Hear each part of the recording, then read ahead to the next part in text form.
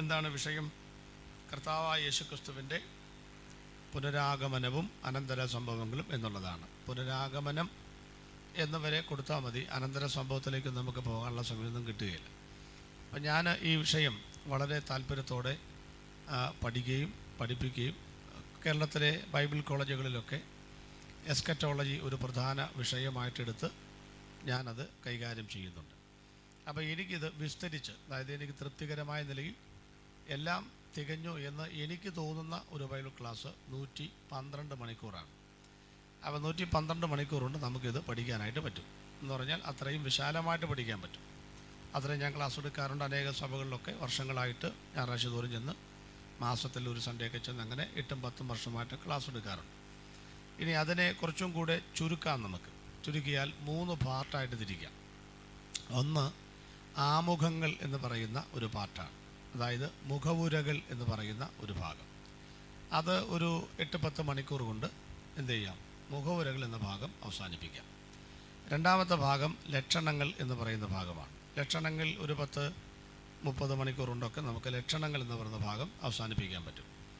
മൂന്നാമത്തേത് അനന്തര സംഭവങ്ങൾ എന്നുള്ളതാണ്. അതൊരു 10-50 ക്ലാസ്സോ 60 ക്ലാസ്സോ ഒക്കെ ഉണ്ടെങ്കിൽ അനന്തര സംഭവങ്ങൾ എടുക്കാനായിട്ട് പറ്റും. നിങ്ങളിതൊന്നും കേട്ട് പേടിച്ചിക്കൊന്നും വേണ്ട, ദൈവം വന്ന് വിട്ടുപോയല്ലോ എന്തെങ്കിലും ചിന്തിക്കൊന്നും വേണ്ട. അങ്ങനെയൊന്നും 10 മണിക്കൂറും 30-40 ഒന്നും നമ്മൾ എടുക്കുന്നില്ല. നമ്മളിതിനെ കാച്ചു കുറുക്കി ഒരു പരുവത്തിലാക്കി ഈ 2 ദിവസം കൊണ്ട് ഏതെങ്കിലും ഒരു പോർഷൻ തീർക്കാമെന്നാണ് ഞാനങ്ങനെ ശ്രമിക്കുന്നത്. അപ്പോൾ ബാക്കിയുള്ള മെറ്റീരിയൽസ് നിങ്ങൾക്ക് തരാനായിട്ട് എൻ്റെ കയ്യിലുണ്ടാകും എന്ന് ഞാൻ വിചാരിക്കുന്നു. അപ്പോൾ നമ്മളതിനെ 3 പാർട്ടായിട്ട് തിരിച്ചു. ഒന്ന് ആമുഖങ്ങൾ അല്ലെങ്കിൽ മുഖവുരകൾ, 2 ലക്ഷണങ്ങൾ എന്ന് പറയുന്ന ഭാഗം. ലക്ഷണങ്ങൾ എന്ന് പറയുന്നത് ഒത്തിരി പഠിക്കാനുണ്ട്. കാരണം ലക്ഷണങ്ങൾ 150 എണ്ണമാണ്. 150 ലക്ഷണങ്ങളെ 4ആയിട്ട് തിരിച്ചാണ് പഠിക്കുന്നു. ഇസ്രായേൽ ലക്ഷണങ്ങൾ, ജാതീയ ലക്ഷണങ്ങൾ, സഭാലക്ഷണങ്ങൾ, പ്രാപഞ്ചിക ലക്ഷണങ്ങൾ, അങ്ങനെ 4ആയിട്ടാണ് തിരിച്ചു പഠിക്കുന്നത്. സഭാലക്ഷണങ്ങൾ തന്നെ 30 എണ്ണമുണ്ട്. അപ്പോൾ സഭാലക്ഷണം 2 പാർട്ടായിട്ട്, പ്രാദേശിക സഭാലക്ഷണങ്ങൾ, സാർവത്രിക സഭാലക്ഷണങ്ങൾ. ഒന്നും ഇപ്പോൾ എടുക്കണ്ട, കുറിക്കൊന്നും വേണ്ട. അപ്പോൾ അതൊക്കെ നമുക്ക് വിശാലമായിട്ട് പഠിക്കേണ്ടുന്ന കാര്യങ്ങളാണ്. അനന്തര സംഭവങ്ങൾ എന്ന് പറയുന്നത് നമുക്ക് വിശാലമായിട്ട് പഠിക്കണം. അപ്പോൾ അതിന് നമ്മൾക്ക് പോയി തുടങ്ങി വെക്കുകയാണ്. ഞാൻ പാസ്റ്റർ പറഞ്ഞു വളരെ നന്നായിട്ട് ആളുകൾക്ക് പഠിക്കാനുള്ള ഇൻട്രസ്റ്റ് ഉള്ള ആളുകളാണ്. അത് നിങ്ങൾ ഇത്രയും പേര് വന്നപ്പോൾ എനിക്ക് മനസ്സിലായി. കാരണം വചനം പഠിക്കാനുള്ളൊരു താല്പര്യം ഉണ്ട് എന്ന് മനസ്സിലായി. പല ആളുകളുടെ കയ്യിൽ കടലാസുമുണ്ട്, പേനയുണ്ട്. അപ്പോൾ അതും നല്ല കാര്യം. കാരണം ഒരു ആധാരം എഴുത്ത് നമുക്ക് പ്രതീക്ഷിക്കാം, അല്ലേ? നന്നായിട്ട് നിങ്ങൾ എഴുതി എല്ലാം കൂടെ നമ്മൾ കൊണ്ടുപോയി വീട്ടിൽ ഭദ്രമായിട്ട് വെക്കുകയെങ്കിലും ചെയ്താൽ അങ്ങനെ ഈ 10-60 കൊല്ലമൊക്കെ നമ്മൾ ജീവിക്കുമല്ലോ. 10 കൊല്ലം ജീവിക്കുന്ന മൊത്തം കുറിപ്പ് കൊടുത്താൽ, ആക്രിക്കടയിൽ കൊടുത്താൽ ഇപ്പോഴത്തെ നിലയ്ക്കൊരു 800 മേടിക്കാനുള്ള കാശെങ്കിലും കിട്ടും. അപ്പോൾ കുറച്ച് പേർക്ക് ഇത് ഉപകാരപ്പെടും. ഞാനെപ്പോഴും പറയും, കുറിക്കണം, കുറിച്ചാലേ വീട്ടിൽ പോയി കുറിക്കാൻ പറ്റുള്ളൂ. അപ്പോൾ കടലാസും പേനയെടുത്ത് കുറിക്കുക എന്ന് പറയുന്നത് ആരാന്നറിയാമോ? ഇനി അവർ ഓർമ്മയില്ലാത്തവരാണ്. ചില ഓർമ്മ കുറവുള്ള ആളുകളാണ് ഈ കുറിക്കുന്നത്. ഞാനും ആ കൂട്ടത്തിൽ പെട്ടതാണ്. കാരണം ഞാനും ആര് പ്രസംഗിച്ചാൽ അപ്പം തന്നെ കടലാസും പേനയെടുത്ത് കുറിച്ചുകൊണ്ടേയിരിക്കും. കുറിച്ചിങ്ങനെ എപ്പോഴും നോക്കും, കുറിച്ചുകൊണ്ടിരിക്കും. അപ്പോൾ കുറിക്കുന്നവർ അല്പം ഓർമ്മ കുറവുള്ള ആളുകളാണ്. അവർ കുറിക്കട്ടെ, വീട്ടിൽ പോയി കുറിക്കാം. കുറിക്കാത്തവർ അവരേക്കാൾ നല്ല ആളുകളാണ്. കാരണം ഈ മണിക്കൂറുകൾ പറയുന്ന കാര്യങ്ങളൊക്കെ മുഴുവൻ തലയിൽ സ്റ്റോർ ചെയ്യാനുള്ള അപാരമായ കമ്പ്യൂട്ടർ ഉള്ള ആളുകളാണ് ഈ കുറിക്കാത്തത്. അപ്പോൾ കുറിക്കുന്നവരെ ഓർത്ത് ദൈവത്തിന് സ്തോത്രം, കുറിക്കാത്തവരെ ഓർത്തും ദൈവത്തിന് സ്തോത്രം. രണ്ടും വേണമല്ലോ നമുക്ക്. ടി വിയും വേണം, കമ്പ്യൂട്ടറും വേണം. അപ്പോൾ നിങ്ങളെല്ലാവരും ദൈവം അനുഗ്രഹിക്കട്ടെ എന്ന് പ്രാർത്ഥിച്ചുകൊണ്ട് നമ്മൾ ഈ വിഷയം പ്രാർത്ഥിച്ച് അങ്ങ് തുടങ്ങുകയാണ്. 2 മണിക്കൂർ വീതമാണ് ക്ലാസ്സിന് വേണ്ടി നമ്മൾ വിനിയോഗിച്ചിട്ടുള്ളത്. ഇപ്പം 11:15 കഴിഞ്ഞിട്ടുണ്ട്. അതാണോ ഇതാണോ എന്നറിയില്ല. അത് നമ്മൾ 5 മിനിറ്റിൻ്റെ വ്യത്യാസമുണ്ട്. എനിക്ക് തോന്നുന്നു ഈ പാസന്മാരൊന്നും സമയം നിർത്താത്തത് കൊണ്ട് അവർ മുമ്പിൽ നേരെ വെച്ചിരിക്കുന്ന, പിടിച്ചു കെട്ടാൻ വേണ്ടി 5 മിനിറ്റ് കൂടുതൽ വെച്ചിരിക്കുന്ന ക്ലോക്കായിരിക്കും. ഇതായിരിക്കും ചിലപ്പോൾ കൃത്യസമയം, 5 മിനിറ്റ് പുറകിൽ. നമ്മളൊന്നും പറഞ്ഞാൽ പിന്നെ തുടങ്ങിയാൽ പിന്നെ നിർത്തുകയില്ല. അതുകൊണ്ട് 5 മിനിറ്റ് കൂട്ടി വെച്ചതായിരിക്കും എന്നാണ് എൻ്റെ വിചാരം. കാരണം എൻ്റെ വാച്ച് ഇതൊക്കെ പുറകിലാണ്. കാരണം 11:12 ആയിട്ടുള്ളൂ. അതിനേക്കാൾ ഇത് കൂടുതൽ, അത് കുറച്ചുകൂടെ കൂടുതൽ. ഏതാ കൃത്യസമയം? ബസ് എല്ലാത്തിൻ്റെ ഇടയ്ക്കാണ്. അപ്പോൾ ഞാൻ 11 മണി മുതൽ 1 മണി വരെ 2 മണിക്കൂറാണ് ചോദിച്ചത്. 10-15 മിനിറ്റ് മുന്നോട്ട് പോയിട്ടുണ്ട്. അത് കുഴപ്പമില്ല, നമുക്ക് അതനുസരിച്ച് കാര്യങ്ങൾ ക്രമീകരിക്കാം. അപ്പോൾ 2 മണിക്കൂർ വെച്ച് 5 സെക്ഷൻ 10 മണിക്കൂർ കൊണ്ട് നമ്മൾ ഒരു പോർഷൻ അവസാനിപ്പിക്കാൻ ശ്രമം നടത്തും. അപ്പോൾ നമുക്ക് ആദ്യമായിട്ട് പ്രാർത്ഥിക്കാം. നമ്മുടെ കണ്ണുകളെ ദൈവസന്നിധിയിൽ അടയ്ക്കാം. യേശു കർത്താവേ, സ്വർഗീയ പിതാവേ, പരിശുദ്ധാത്മാവേ, ഞങ്ങൾ ഒരുമിച്ച് അങ്ങയുടെ സന്നിധിയിലേക്ക് വരികയാണ്. ഞങ്ങൾ ഈ വിഷയങ്ങളൊക്കെ പഠിക്കാനായിട്ട് ഞങ്ങളെ സഹായിക്കണം. എനിക്ക് കുറച്ച് കാര്യങ്ങൾ അറിയാം, അത് ഞാൻ പഠിപ്പിക്കാൻ വന്നിരിക്കുന്നു എന്നുള്ള ചിന്തയിൽ നിന്നും എന്നിൽ നിന്ന് മാറ്റിയെടുക്കുകയും ഈ വചനങ്ങൾ ഞങ്ങൾ പറയുമ്പോൾ പരിശുദ്ധാത്മാവ് ഒരു അധ്യാപകനായിട്ട് നിന്നുകൊണ്ട് ഞങ്ങളെല്ലാം ഒരുക്കണമേ എന്ന് ഞങ്ങൾ ദൈവത്തോട് പ്രാർത്ഥിക്കുന്നു. ഞങ്ങളുടെ ലക്ഷ്യം കർത്താവ് വരുമ്പോൾ പോവുക എന്നുള്ളതാണ്. അതിനാണ് നാളുകളായി ഈ പങ്കപ്പാടെല്ലാം ഞങ്ങൾ ചെയ്തുകൊണ്ടിരിക്കുന്നത്. ഞങ്ങളെ അതിനുവേണ്ടി കർത്താവ് സഹായിക്കണം. വചന പഠനം ഞങ്ങളുടെ ജീവിതത്തിൽ അനുഗ്രഹമാക്കണം. യേശു കർത്താവിൻ്റെ വിലയേറിയ നാമത്തിൽ തന്നെ ആമേൻ. വളരെ നാളുകൾക്ക് ശേഷമാണ് ജോജി പാസ്റ്ററെ കാണുന്നത്. ഞങ്ങളൊക്കെ വളരെ പരിചയമുള്ള ആളുകളാണ്. വന്നപ്പോഴേ അദ്ദേഹം വിളിച്ചു, രാവിലെ വന്ന് കണ്ടു. അപ്പോൾ പ്രത്യേക ഞാൻ വന്ദനം പുറകെയിരിക്കുന്നുണ്ടെങ്കിൽ എപ്പോഴും നോക്കാനൊക്കുകയില്ല. പ്രത്യേകിച്ച് വന്ദനം പറയുന്നു. കർത്താവ് സഹായിക്കട്ടെ. അപ്പോൾ നമുക്ക് തുടങ്ങി വെക്കാം. ഒരു വാക്യം വേണമല്ലോ അല്ലേ? ഒരു വാക്യം വായിച്ചില്ലെങ്കിൽ ഇതെന്തായിരുന്നു ക്ലാസ് എന്ന് ചോദിക്കുമ്പോൾ ഒരു വാക്യം പോലും ഉണ്ടായിരുന്നില്ല എന്നൊരു ആരോപണം എന്നെക്കുറിച്ച് പറയാതിരിക്കാൻ ഒരു വാക്യം തുടങ്ങിക്കൊണ്ട് വായിച്ചുകൊണ്ട് തുടങ്ങാം. വായിച്ചോളൂ. വെളിപ്പാട് പുസ്തകം 1-ാം അധ്യായം 3-ാമത്തെ വാക്യം. വെളിപ്പാട് പുസ്തകം 1-ാം അധ്യായത്തിൻ്റെ 3-ാമത്തെ വാക്യം. ഒരാൾ വാക്യം വായിക്കുന്നയാൾ നല്ല ശബ്ദം ഉയർത്തി സ്ഫടികസ്ഫുടമായിട്ട് വായിക്കുന്നു. ഈ പ്രവചനത്തിന്റെ വാക്കുകളെ വായിച്ചു കേൾപ്പിക്കുന്നവനും കേൾക്കുന്നവരും അതിൽ എഴുതിയിരിക്കുന്നത് പ്രമാണിക്കുന്നവരും ഭാഗ്യവാന്മാർ. സമയം അടുത്തിരിക്കുന്നു. അവസാനത്തെ വാക്ക് വിശ്വസിക്കുന്നവർ ഒരു സ്തോത്രം പറഞ്ഞ്. ഞാനങ്ങനെ പതുക്കെയൊക്കെ തുടങ്ങി വയൽ ക്ലാസ് ആയതുകൊണ്ട് എന്നാൽ പിന്നെ 2 മണിക്കൂർ ശാന്തമായിട്ടൊന്ന് ഉറങ്ങിയേക്കാം എന്നൊന്നും ആരും വിചാരിക്കരുത്. ഈ ക്ലാസ് ആകുമ്പോൾ ഒരു കുഴപ്പമുണ്ട്, അധ്യാപകനും വിദ്യാർത്ഥിയും പോലെ. അപ്പോൾ അധ്യാപകൻ്റെ ഒരു ബലഹീനത എന്ന് പറഞ്ഞാൽ എന്താണ്? ചോദ്യങ്ങൾ ചോദിക്കുക എന്നുള്ളതാണ്. ആരോടാ ചോദിക്കുന്നത്? ഉറങ്ങിയിരിക്കുന്നവരോട്, തല കുമ്പിട്ടിരിക്കുന്നവരോട്. അവരോട് ചോദിക്കത്തില്ല. പണ്ടൊക്കെ എന്ന് പറഞ്ഞാൽ ചോക്ക് വെച്ചൊക്കെ എറിയും. ഇപ്പോൾ ചോക്കൊന്നും ഇല്ലല്ലോ. ഇപ്പോൾ എറിഞ്ഞാൽ തിരിച്ച് ഏറും കിട്ടും. അത് കാരണം നമ്മളിപ്പം അതൊന്നും മുതിരുകയില്ല. അപ്പോൾ ആരെങ്കിലും ഉറങ്ങുന്നു എനിക്ക് തോന്നിയാൽ ചിലപ്പോൾ നിങ്ങൾ ഉറങ്ങുകയല്ലായിരിക്കും, നിങ്ങളിപ്പോൾ ധ്യാനിച്ചുകൊണ്ടിരിക്കുകയായിരിക്കും. പക്ഷേ എനിക്ക് തോന്നുകയാണ് നിങ്ങൾ ഉറങ്ങി തോന്നിപ്പോയാൽ ക്ഷമിച്ചേക്കണം, ചോദ്യം നിങ്ങൾക്കുള്ളതായിരിക്കും. അത് ഉറക്കത്തിൽ നിന്ന് എഴുന്നേൽപ്പിക്കാനുള്ള ഒരു പഠനത്തിൻ്റെ ഭാഗമാണെന്നും കൂടെ വിശേഷാൽ നിങ്ങളെ ഓർപ്പിക്കുന്നു. ചോദ്യങ്ങൾ വരാതിരിക്കാൻ ആത്മാർത്ഥമായിട്ട് പ്രാർത്ഥിച്ചോളൂ. നമുക്ക് ഈ വിഷയത്തിലേക്ക് പ്രവേശിക്കാം. വെളിപ്പാട് പുസ്തകമാണല്ലോ വായിച്ചതല്ലേ? വെളിപ്പാട് പുസ്തകത്തെക്കുറിച്ചൊരു പഠനം എല്ലാവർക്കും ഇഷ്ടമുള്ള കാര്യമാണ്. അതിനൊന്നും നമുക്ക് നേരമില്ല. വെളിപ്പാട് എന്ന് പറഞ്ഞാൽ എന്താണ് ആ വാക്കിൻ്റെ അർത്ഥം എന്നറിയാമല്ലോ. ഞാനിങ്ങനെ പറഞ്ഞു പോകത്തേ ഉള്ളൂ. കാരണം ഇത് കുറിച്ചോളൂ അത് കുറിച്ചോളൂ എന്നും പറഞ്ഞു നിന്നാൽ നമുക്കിത് മുന്നോട്ട് പോകുകയില്ല. സ്പീഡ് കൂടിപ്പോയി എന്നുള്ളതുകൊണ്ട് നിങ്ങൾ വിഷമിക്കേണ്ട. അത്രയൊക്കെ പറഞ്ഞാലേ ഇത്രയൊക്കെ തീർക്കാൻ പറ്റത്തുള്ളൂ. ഇത് പറഞ്ഞു വരുമ്പോൾ നിങ്ങൾക്കറിയാം ഇത് കുറേ പഠിക്കാനുണ്ടല്ലോ എന്ന്. ഇനി അഥവാ എന്തെങ്കിലുമൊക്കെ വിട്ടുപോയാലും വിഷമിക്കേണ്ട. ഉച്ചയ്ക്ക് നിങ്ങളിങ്ങനെ ഇവിടുന്ന് വിട്ടുപോകാതിരുന്നേച്ചാൽ മതി. ഈ 1 മണി കഴിയുമ്പം അവിടെ പമ്മി കോഴി കൂട്ടിക്കയറാൻ നിൽക്കുന്ന പോലെ നിൽക്കുക. അപ്പോൾ എന്താ കാര്യം എന്ന് ചോദിക്കും. പകൽ പറഞ്ഞ് എൻ്റെ വാക്കുകൾ കിട്ടിയില്ല എന്ന് പറയും. അത് പറഞ്ഞു തരും. അപ്പോൾ അത് ഒന്നുകൊണ്ട് കുറിക്കുക, വിട്ടിപ്പോവുക. അത്രയേ ഉള്ളൂ കാര്യം. അങ്ങനെയൊക്കെ പറഞ്ഞാൽ ആരും നിൽക്കുകയില്ലെന്ന് എനിക്കറിയാം. കാരണം പെട്ടെന്ന് വിട്ടിപ്പൊക്കോളൂല്ലോ. അപ്പോൾ ഇത്രയൊക്കെ പറഞ്ഞാൽ എനിക്കൊരു സമാധാനമായി. അപ്പോൾ നമുക്ക് മുന്നോട്ട് പോകാം. ബൈബിൾ 2 ഭാഷയിലാണ് എഴുതപ്പെട്ടിട്ടുള്ളത് എന്ന് നിങ്ങൾക്കറിയാമല്ലോ. എബ്രായ ഭാഷയും ഗ്രീക്ക് ഭാഷയും. അന്നത്തെ സംസാര ഭാഷ ഏതായിരുന്നു? അരാമ്യ ഭാഷയായിരുന്നു. ദാനിയേൽ പ്രവചനത്തിൻ്റെ ചില വേദഭാഗങ്ങൾ 1 കൊരിന്ത്യർ 16:23, മർക്കോസിൻ്റെ സുവിശേഷം 16-ാം അധ്യായത്തിൻ്റെ ഒടുവിൽ ബ്രാക്കറ്റിലിട്ടിരിക്കുന്ന വേദഭാഗങ്ങൾ ഇതെല്ലാം അരാമ്യ ഭാഷയിലാണ് മൂലഭാഷയിൽ എഴുതപ്പെട്ടിട്ടുള്ളത്. അപ്പോൾ അതിൽ 2 ഭാഷകൾ നമ്മൾ പഠിക്കുകയാണ്, എബ്രായ ഭാഷയും ഗ്രീക്ക് ഭാഷയും. എനിക്ക് എബ്രായ ഗ്രീക്കൊന്നും അറിയത്തില്ല, വിഷയങ്ങൾ പഠിക്കാൻ വേണ്ടി പറയുന്നത് മാത്രമേ ഉള്ളൂ. ആ 2 ഭാഷയുടെ വാക്ക് പറയാം. വെളിപ്പാട്, ഇതാണ് മലയാളത്തിൽ വെളിപ്പാട്. ചില വെളിപാട് എന്ന് പറയാറുണ്ട്, കേൾക്കുമ്പോൾ ഒരു സുഖം തോന്നാറില്ല. അതുകൊണ്ട് കുറച്ചും കൂടെ 2 പാ ചേർത്ത് വെളിപ്പാട് എന്ന് പറയുന്നതാണ് കുറച്ചും കൂടെ നല്ലത്. വെളിപാടെന്ന് പറയുമ്പോൾ നമ്മുടെ ഈ അമ്പലത്തിലൊക്കെ വാളൊക്കെ എടുത്ത് ഉള്ളുന്ന ആളെ പെട്ടെന്ന് മനസ്സിലേക്ക് വരും. അതുകൊണ്ട് അത് തമ്മിൽ കൂട്ടി കെട്ടരുത്, ഒരു ഡിഫറൻസ് വെക്കാം. വെളിപ്പാട്. അപ്പോകാലിപ്സിസ് 1-ാമത്തെ വാക്കാണ്. 2-ാമത്തെ വാക്ക് എസ്കറ്റോസ്. 1 അപ്പോകാലിപ്സിസ്, 2-ാമത് എസ്കറ്റോസ്. അതൊന്നും എഴുതണമെന്ന് വലിയ നിർബന്ധമൊന്നുമില്ല. പിന്നെ ഇങ്ങനെ പറഞ്ഞു പോകുമ്പം കുറച്ച് എബ്രായ ഗ്രീക്ക് വാക്കൊക്കെ പറഞ്ഞാൽ അതെല്ലാം കൂടെ അങ്ങ് എഴുതി പഠിച്ചുകൊണ്ടിരുന്നാൽ എവിടെയെങ്കിലൊക്കെ ചിലപ്പോൾ പ്രയോജനപ്പെടും. ആരോടെങ്കിലും ഒന്ന് പറയാനും പറ്റും എന്ന് കരുതി ഞായറാഴ്ച ആരാധിക്കും അതൊക്കെ പറഞ്ഞുകൊണ്ട് ആരാധിക്കൊന്നും ചെയ്യരുത്. ബൈബിൾ ക്ലാസ്സിന് പോയി പുതിയ അന്യഭാഷ കിട്ടിയെന്നൊക്കെ പറഞ്ഞുകൊണ്ട് അതൊന്നും കാണിച്ചേക്കരുത്. അപ്പോകാലിപ്സിസ് എസ്കറ്റോസ് എന്ന് പറഞ്ഞാൽ മലയാളാർത്ഥം മറനീക്കുക എന്നാണ്. എന്താണ് മറനീക്കുക എന്ന് പറഞ്ഞാൽ? ഈ ഹാളിൻ്റെ മേൽക്കൂര നമുക്കറിയത്തില്ല. എന്താ കാര്യം? നന്നായിട്ട് തന്നെ ജിപ്സം ബോർഡ് വർക്ക് ചെയ്തിട്ടുണ്ട്, അതുകൊണ്ടാണ് അറിയാൻ പറ്റാത്തത്. ഇതിനപ്പുറത്ത് ആകാശമാണ്. ആകാശത്തിനപ്പുറത്ത് എന്താണ്? ആർക്കറിയാം? ഇത് 4000 കൊല്ലം കൊണ്ട്, ഉൽപ്പത്തി മുതൽ മലാക്കി പ്രവാചകൻ വരെയുള്ള 4000 വർഷം കൊണ്ട് കോടിക്കണക്കിന് ആളുകൾ ദൈവത്തോട് ചോദിച്ചു, ദൈവമേ ഈ ആകാശത്തിനപ്പുറത്ത് എന്താണുള്ളത്? വ്യക്തമായി, തിട്ടമായി, ശക്തമായി ഒരു മറുപടി കഴിഞ്ഞ കാലങ്ങൾ ദൈവം കൊടുത്തിരുന്നില്ല. എന്നാൽ പത്മോസിൻ്റെ പാറപ്പുറത്ത് മുട്ടുമടക്കിയ യോഹന്നാൻ്റെ ആത്മീക നേത്രങ്ങൾക്ക് കാണാവുന്ന വിധത്തിൽ ദൈവം ഈ ആകാശം എന്ന തിരശ്ശീല വകഞ്ഞു മാറ്റി അവന് കാണിച്ചു കൊടുത്ത വെളിപ്പാടുകളുടെ കലവറയാണ് വെളിപ്പാട് പുസ്തകം എന്ന് പറയുന്നത്. പണ്ട് കാലത്തൊന്നും വെളിപ്പാട് പുസ്തകം ആരും വായിച്ചിരുന്നില്ല. എന്താ കാര്യം? അത് വായിച്ചാൽ പിന്നെ കിടന്ന ഉറക്കം വരില്ല. 7 ഘോഷയാത്ര അതിനകത്തുണ്ട്. 7 കണ്ണുകൾ, 7 ആത്മാക്കൾ, 7 കലശങ്ങൾ, 7 ദൂതന്മാർ എന്നൊക്കെ പറഞ്ഞ് ഇന്ന് വരെ നമ്മൾ കാണാത്തതും ബാലരമയിൽ ഡാഗിനി മാത്രം കണ്ടിട്ടുള്ളതുമായിട്ടുള്ള കുറേ ജീവികളൊക്കെ അതിനകത്തുണ്ട്. അപ്പോൾ മനുഷ്യനെ പോലെ കൈയുള്ളത്, കാലുള്ളത്, മൃഗത്തെ പോലെ തലയുള്ളത് എല്ലാം കൂടെ കുട്ടി ചോദിച്ച് നമ്മൾ ആകെപ്പാടെ വിഷമിച്ചു പോകും. പണ്ട് ഒരു പാസ്റ്ററോട് ഒരാൾ ചോദിച്ചു, ഈ വെളിപ്പാട് പുസ്തകത്തിൽ ഇങ്ങനെ ഈ 7 തല 10 കൊമ്പ് ഉള്ള ജീവിയാണെന്ന് ചോദിച്ചപ്പം അദ്ദേഹം പറഞ്ഞു, നീ ഏത് പുസ്തകം വായിച്ചേ? വെളിപ്പാട് പുസ്തകം. നിന്നോട് ആര് പറഞ്ഞു വെളിപ്പാട് പുസ്തകം വായിക്കാൻ?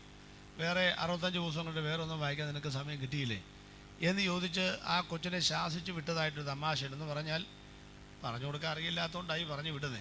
ഞങ്ങളും ചിലപ്പോൾ രക്ഷപ്പെടാറുണ്ട്. ചില സംശയങ്ങൾ ചോദിക്കുമ്പം അരാമ്യ ഭാഷ എന്താണെന്ന് നോക്കിച്ചോ വരാമെന്ന് പറഞ്ഞ് അടുത്ത വണ്ടി കയറി സ്ഥലം വിടും. അപ്പോൾ ഇവിടെ ഇപ്പോൾ അതും പറയാൻ പറ്റത്തില്ല, കാരണം 3 ദിവസം കൂടെ ഉണ്ടല്ലോ. ഇപ്പോൾ നാളെ വരുമ്പോഴും അരാമ്യ ഭാഷ നോക്കിയില്ലെന്ന് ചോദിച്ചാൽ അതും കുഴപ്പമായി. അപ്പോൾ അതുകൊണ്ട് ഇന്നൊരു ബാലികേറാമലയൊന്നുമല്ല വെളിപ്പാട് പുസ്തകം. ഇന്ന് കുറച്ച് റെഫറൻസ് ഗ്രന്ഥങ്ങളുണ്ട്. മനസ്സ് വെച്ചാൽ അരക്കൈ നോക്കിയാൽ നമുക്കെല്ലാവർക്കും മനസ്സിലാക്കുന്ന ഭാഷയിൽ ധാരാളം പുസ്തകം ഉള്ളതുകൊണ്ട് നമുക്ക് വായിച്ച് പഠിക്കാൻ പറ്റും. അപ്പോൾ ഈ പുസ്തകത്തിലുള്ള വെളിപ്പാടുകൾ ഒന്ന് വേഗത്തിലൊന്ന് പറഞ്ഞു വിടാം. എത്ര അധ്യായമുണ്ട്? 22 അധ്യായം. എത്ര വാക്യമുണ്ട്? 404 വാക്യം. 1-ാം അധ്യായം. മാറത്ത് പൊൻകച്ച കിട്ടിയ മനുഷ്യപുത്രനോട് സദൃശനായ യേശുക്രിസ്തുവിൻ്റെ വെളിപ്പാടാണ് 1-ാം അധ്യായത്തിൽ. 2-ാം അധ്യായം ദൈവത്തിൻ്റെ സഭ ഭാവിയിൽ കടന്നു പോകുമെന്ന് വേദചിന്തകന്മാർ പഠിപ്പിക്കുന്ന സഭയുടെ 7 അവസ്ഥകൾ അഥവാ 7 പിരീഡുകൾ, അതായത് 7 സഭകൾ: എഫസോസ്, മുർന്ന, പെർഗമോസ്, തൊയ്തൈര, സർദിസ്, ഫിലദൽഫ്യ, ലവോദിക്ക എന്നിങ്ങനെ 7 സഭകളെ മുൻപിൽ നിർത്തിക്കൊണ്ട് ഈ സഭയ്ക്ക് കൊടുക്കുന്ന ദൂതുകൾ പറഞ്ഞിട്ട് പറയുകയാണ്, ഇതുപോലെയാണ് 1-ാം നൂറ്റാണ്ട് മുതൽ കർത്താവ് വരുന്നവരെ സഭയുടെ സ്വഭാവങ്ങൾ ഇങ്ങനെയായിരിക്കും എന്ന് പറയുന്ന 7 സഭകളുടെ സ്വഭാവങ്ങളാണ്, വെളിപ്പാടുകളാണ് 2-3 അധ്യായങ്ങളിൽ. 4-ാമത്തെ അധ്യായത്തിൽ 24 മൂപ്പന്മാർക്ക് നടുവിലുള്ള ദൈവിക സിംഹാസനത്തിൻ്റെ വെളിപ്പാടാണ്. 5-ാം അധ്യായത്തിൽ ദാവീദിൻ്റെ പേരും ശുഭ്രനക്ഷത്രവുമായവൻ 7 മുദ്രകളാൽ മുദ്രയിടപ്പെട്ടിരിക്കുന്ന പുസ്തകം തുറക്കുന്നതിൻ്റെ വെളിപ്പാടാണ്. 6-ാം അധ്യായം മുതൽ 16-ാം അധ്യായം വരെ കർത്താവിൻ്റെ സഭ എടുക്കപ്പെട്ട ശേഷം, ഞാൻ അങ്ങനെയാണ് വിശ്വസിക്കുന്നത്, എതിരഭിപ്രായമുണ്ടെങ്കിൽ മഹാപീഡന കാലം എന്ന ഭാഗം വരുമ്പോൾ നമുക്ക് വേണമെങ്കിൽ മാത്രം തർക്കിക്കാം, അല്ലെങ്കിൽ വിട്ടുകളയാം. സഭ എടുക്കപ്പെട്ട ശേഷം, ബൈബിൾ ഭാഷയിൽ പറഞ്ഞാൽ സഭയുടെ ഉൽപ്രാപണ അനന്തരം ഈ ഭൂമിയിൽ എതിർക്രിസ്തു ഭരിക്കുന്ന 7 കൊല്ലമാണ്. ആ 7 കൊല്ലത്തിൻ്റെ 2 പകുതികളുണ്ട്, 3.5 3.5. 2-ാമത്തെ പകുതിയായ 3.5 വർഷത്തിനിടയിൽ ദൈവം തമ്പുരാൻ ഭൂമിയിലേക്ക് അയക്കുന്ന 60-ൽ പരം ബാധകളിൽ 50-ൽ പരം ബാധകളുടെ വെളിപ്പാടാണ് 6-ാം അധ്യായം മുതൽ 16-ാം അധ്യായം വരെ. 17-ാം അധ്യായത്തിൽ മർമ്മം, മഹദിയാം, ബാബിലോൺ, അതിൻ്റെ ന്യായവിധിയുടെ വെളിപ്പാടാണ്. 18-ാം അധ്യായത്തിൽ മഹദിയാം ബാബിലോണിൻ്റെ വെളിപ്പാടാണ്. 2 2 അല്ല, 2 അല്ല, 2 2 2 ആണ്, 2 1 അല്ല. ചില വിചാരിച്ചിരിക്കുന്ന മർമ്മം, മഹദിയാം, ബാബിലോണും മഹദിയാം ബാബിലോൺ 2 1 2 1 അല്ല, 2 2 അത് ക്ലിയറായിട്ട് നമുക്ക് പറയാം. അപ്പോൾ 17-ാം അധ്യായത്തിൽ മർമ്മം, മഹദിയാം ബാബിലോൺ, അതിൻ്റെ ന്യായവിധിയുടെ വെളിപ്പാട്. 18-ൽ മഹദിയാം ബാബിലോൺ ഒരു വ്യാപാര ശൃംഖലയാണ്, അതിൻ്റെ ന്യായവിധിയുടെ വെളിപ്പാട്. 19-ൽ ആത്മീക മണവാളനും പ്രിയനും തോഴനും കാന്തനുമായ നമ്മുടെ കർത്താവ് ആത്മീക മണവാട്ടിയും പ്രിയയും തോഴിയും കാന്തയുമായ നമ്മെ, മണവാട്ടിയെ വേളി കഴിക്കുന്ന കുഞ്ഞാടിൻ്റെ വിവാഹത്തിൻ്റെ വെളിപ്പാട്. ആരോട് പറയാൻ ഒരു മനുഷ്യൻ മിണ്ടുന്നില്ല. കാരണം നിങ്ങളുടെ ഇരിപ്പ് കണ്ടാൽ കുഞ്ഞാടും ഏതാണ്ട് മുട്ടനാടും തമ്മിൽ കല്യാണം കഴിക്കുന്ന പോലെ ഇരിക്കുന്നു. ഈ കുഞ്ഞാടെന്ന് പറയുന്നത് യേശുക്രിസ്തു ആണെന്നേ.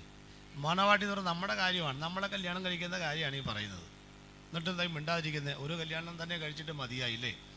അതുപോലല്ല ഈ കല്യാണം, ഇത് ആത്മീയ കല്യാണമാണെന്ന്, നമ്മൾ ഏറെ നാളായി കാണുവാൻ ആശയോടെ കാത്തിരിക്കുന്ന ആ കല്യാണത്തിന് വേണ്ടിയാണെന്ന്, അതൊക്കെ പറയാനായി നിങ്ങളെല്ലാം വിളിച്ചു കൂട്ടിയിരിക്കുന്നേ. സ്തോത്രം.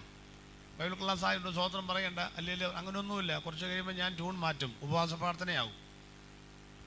സ്തോത്രം. പഴയ മണനഞ്ചുങ്ങളൊക്കെ തുടങ്ങിയിട്ടല്ലേ ഉള്ളൂ, എന്നൊക്കെ ഇറങ്ങി വരണ്ടേ, ചൂടാവണ്ടേ? അവിടെ ക്ലാസ് ആണെങ്കിലും ഇടയ്ക്കൊരു പ്രോത്സാഹനമൊക്കെ നിങ്ങൾ തരണം കേട്ടോ. ശവക്കോട്ടെ കുരിശിരിക്കുന്ന പോലെ ഇരിക്കരുത്. ഇടയ്ക്കൊക്കെ ഒന്ന് ആടി ഒന്ന് അനങ്ങി ഒരു സ്വോത്രമൊക്കെ പറഞ്ഞ് ഒരു പിന്തുണയൊക്കെ തന്നാൽ ഇത് മുന്നോട്ട് പോകത്തുള്ളൂ. സ്വോത്രം. പല സഭകളും ഒരുമിച്ച് ചേർന്നാ എൻ്റെ പോലെ നേരം വിളിക്കുമ്പോൾ ഒത്തിരി കോഴികൾ ഒരുമിച്ച് പോകുമ്പോഴാണ് നേരം വിളിക്കുന്നത്. അതുകൊണ്ട് ഇവിടെ വന്നിട്ട് വിചാരിക്കും ചർച്ചോടിൻ്റെ സഭയെ അവർ സ്വോത്രം പറഞ്ഞോട്ടെ, അങ്ങനെ അങ്ങനെ പൊലിപ്പിക്കണ്ട, ക്ലാസ് ഇച്ചിരി പരാജയപ്പെട്ടോട്ടെ. കാരണം എന്താ, നമ്മൾ വേറെ സഭയല്ലേ, അങ്ങനെ ചിന്തിക്കരുത് കേട്ടോ.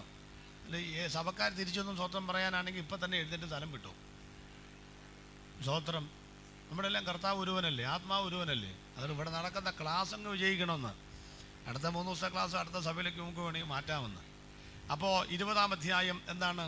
20-ാം അധ്യായത്തിൽ സിംഹാസനങ്ങൾ 11 സിംഹാസനങ്ങൾ 11. ഈ 11 സിംഹാസനങ്ങളിൽ നമ്മൾ പഠിക്കാൻ സൗകര്യത്തിന് 7 ചുരുക്കിയിട്ടുണ്ട്. ഈ 7 സിംഹാസനങ്ങളിൽ 3 നമ്മൾ സാധാരണ പഠിക്കാറുള്ളത്. തേജസ്സിൻ്റെ സിംഹാസനം, ക്രിസ്തുവിൻ്റെ ന്യായാസനം, വെള്ള സിംഹാസനം. അതിൽ വെള്ള സിംഹാസനം മരിച്ചവർക്കുള്ള ന്യായവിധിയാണ് ദുഷ്ടന്മാരുടെ. ആ വെള്ള സിംഹാസനത്തിൻ്റെ കാര്യവും ന്യായവിധിയുടെ കാര്യവും പിന്നെ 1000 വർഷം യേശുക്രിസ്തു ഈ ഭൂമിയിൽ ഒറ്റ പ്രതിപക്ഷം പോലും ഇല്ലാതെ ഭരിക്കാൻ വരുന്ന സഹസ്രാബ്ദ വാഴ്ചയെക്കുറിച്ച വെളിപ്പാടാണ് 20-ാം അധ്യായത്തിൽ. 21-ൽ ഭർത്താവിനായി അലങ്കരിച്ചിട്ടുള്ള യെരുശലേം എന്ന വിശുദ്ധ നഗരം സ്വർഗത്തിൽ ദൈവതേജസ്സുള്ള ഇറങ്ങുന്നതിൻ്റെ വെളിപ്പാടാണ്. 22-ൽ കർത്താവിൻ്റെ സഭ നിത്യതയിലേക്ക് മറയുന്നു. സ്വോത്രം. ചെറിയാസനൊരു പാട്ടുണ്ടല്ലോ, കാലമെല്ലാം കഴിയും, ഇന്ന് കാണുന്നതെല്ലാം അഴിയും, പിന്നെ പുതുയുഗം വിരിയും. അടുത്ത വാക്കൊന്ന് പറഞ്ഞ്, തിരികെ വരാതെ. ഇനി കൈ പൊക്കിയേച്ച് പറ, തിരികെ വരാതെ എന്ന്. എന്താ കാര്യം? എവിടെ പോയാലും തിരിച്ചു വരണ്ടേ? എവിടെ പോയി? ഞാൻ ചൊവ്വാഴ്ച വീട്ടിൽ നിന്ന് ഇറങ്ങിയതാണ്. ചൊവ്വാഴ്ച പവർ വിഷുവിൻ്റെ മീറ്റിംഗ്, ഉപവാസ പ്രാർത്ഥന 16-ാം ദിവസം. ബുധനാഴ്ച KCN പാൽസ് നെടുമ്പറം ചർച്ചിൽ പകലിനകത്തിൽ ഉപവാസ പ്രാർത്ഥന. ഇന്നലെ കുന്നത്തുകാൽ ട്രിവാൻഡ്രം കല്യാണം. അതുകൊണ്ട് ഇന്ന് മുതൽ ഇവിടെ 3 ദിവസം. ഞായറാഴ്ച ഇവിടെ ഉച്ചയ്ക്ക് തീരും. വൈകിട്ട് കോട്ടയം IPC വെസ്റ്റ് സെൻറ്ററിൽ സൺഡേ സ്കൂൾ അധ്യാപകരുടെ ക്ലാസ്. നേരെ നിലമ്പൂർ തിങ്കൾ ചൊവ്വ വ്യാഴം. ബുധനാഴ്ച ഓയിൽ ക്ലാസ്, വ്യാഴാഴ്ച അടിമാലി. എല്ലാ ദിവസവും എവിടെ പോയാലും ഒറ്റ ആഗ്രഹമുള്ളൂ, എപ്പോൾ വീട്ടിൽ ചെല്ലും. എന്നാ സന്തോഷമാണ്. ഇവിടുന്ന് പോകുമ്പോൾ കോട്ടയം ചെല്ലുമ്പോൾ 93 കിലോമീറ്റർ ഇല്ലേ ജോജി പാർസെ? അങ്ങോട്ടൊക്കെ 300. അപ്പോൾ പറയും, ഓ സന്തോഷമായി, ഇനി 90 കിലോമീറ്റർ ഉള്ളല്ലോ. പെരുമ്പാവൂർ ചെല്ലുമ്പോൾ 30 കിലോമീറ്റർ. സന്തോഷം കൊണ്ട് ഒന്നുകൂടെ ആനന്ദിക്കുക. കാലിട്ട് ചെല്ലുമ്പോൾ 7 കിലോമീറ്റർ, ഇനി 7 ഉള്ളെന്ന്. 0 കാണുമ്പോഴേക്കും ഉള്ളിൽ ഇടു പൊട്ടി. കാരണം എവിടെ ചെന്നു? വീട്ടിൽ ചെന്നെന്ന്. അപ്പം എവിടെ പോയാലും തിരിച്ച് വീട്ടിലേക്ക് പോകാനല്ലേ ആഗ്രഹം ആണ്. നമ്മളിപ്പോൾ എങ്ങോട്ടുള്ള യാത്രയില്ല? വീട്ടിലേക്കുള്ള യാത്രയില്ല. 2 നിലയൊക്കെ കിട്ടിയപ്പം വിചാരിച്ചു ഇതായിരിക്കും വീട്. അല്ല, ഇത് അയൽപ്പക്കക്കാർക്ക് വേണ്ടി പണിതിട്ടിരിക്കുന്ന. സ്വോത്രം പറയണ്ടോ നോക്ക്. 2 നിലയൊക്കെ അയൽപ്പക്കക്കാർക്ക് വേണ്ടി പണിതിട്ടിരിക്കുന്ന. അത് അറിഞ്ഞുകൊണ്ട് വേണം വീട് പണിയാൻ കേട്ടോ. ഒക്കെ അവർക്ക് പോകും. നമ്മുടെ വീട് എവിടാ? മേളില. അവിടെ അങ്ങോട്ടേക്കുള്ള യാത്രാ മധ്യത്തിലാണ് നമ്മൾ. അത് അടുക്കും തോറും അത് അടുത്തുനിന്ന് എങ്ങനെയാണ് മനസ്സിലാവുന്നേ? അങ്ങോട്ട് പോകാൻ അടുത്തുനിന്ന് എങ്ങനെയാണ് മനസ്സിലാവുന്നേ?